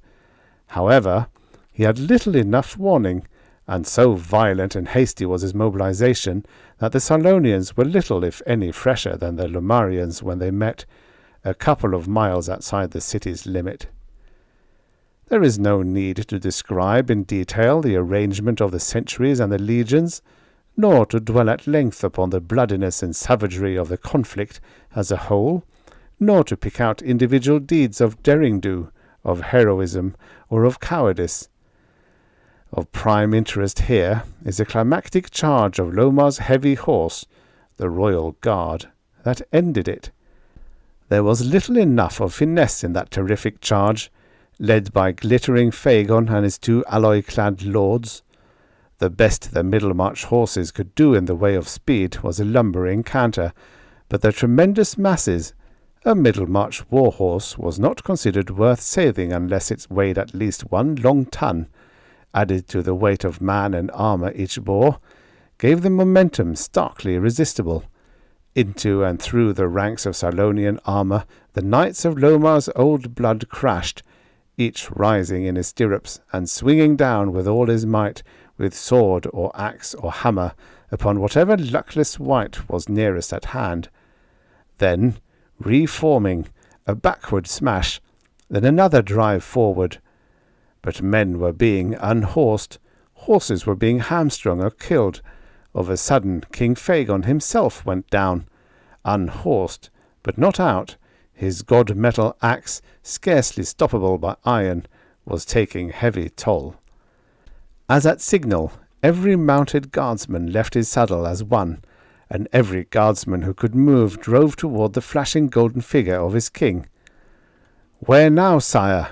Tedric yelled above the clang of iron. "Taggart's pavilion, of course. Where else?" Phagon yelled back. "Guardsmen, to me!" Tedric roared. "Make wedge, as you did at Sarpedion's temple." And the knights who could not hear him were made by signs to understand what was required. "To that purple tent we ram Phagon our king. Elbows in, sire. Short thrusts only, and never mind your legs. Now, men, drive!" With 3 giants in impregnable armour at point, Tedric and Skiro were so close beside and behind the king as almost to be one with him. That flying wedge simply could not be stopped. In little over a minute it reached the pavilion and its terribly surprised owner. Golden tigers seemed to leap and creep as the lustrous silk of the tent rippled in the breeze. Magnificent golden tigers adorned the Sarlonians' purple-enamelled armour. "Yield, Taggart of Sarlon, or die," Phagon shouted. "If I yield, O Phagon of Lomar, what—" Taggart began a conciliatory speech, but even while speaking he whirled a long and heavy sword out from behind him, leaped, and struck, so fast that neither Phagon nor either of his lords had time to move, so viciously hard that had Lomar's monarch been wearing anything but supersteel, he would have joined his fathers then and there. As it was, however, the fierce-driven heavy blade twisted, bent double, and broke. Phagon's counterstroke was automatic. His axe, swung with all his strength and speed, crashed to the helve through iron and bone and brain, and as soon as the heralds with their clarions could spread the news that Phagon had killed Taggart in hand-to-hand combat, all fighting ceased. "Captain Skiro, kneel." With the flat of his sword, Phagon struck the steel-clad back a ringing blow. "Rise, Lord Skiro of Sarlon." "So be it," Skandos I murmured gently, and took up the life and the work of Skandos IV. Ultimate catastrophe was 529 years away. The end. Subscribe for your daily stories of futures past. If you like this sort of human read narration, please consider becoming a member of the channel. Members not only get rid of some of their unwanted money, but also may access the stories a whole week before everyone else. And that's it, really. Oh yes, the stories are and will remain AI free. And free of charge, of course.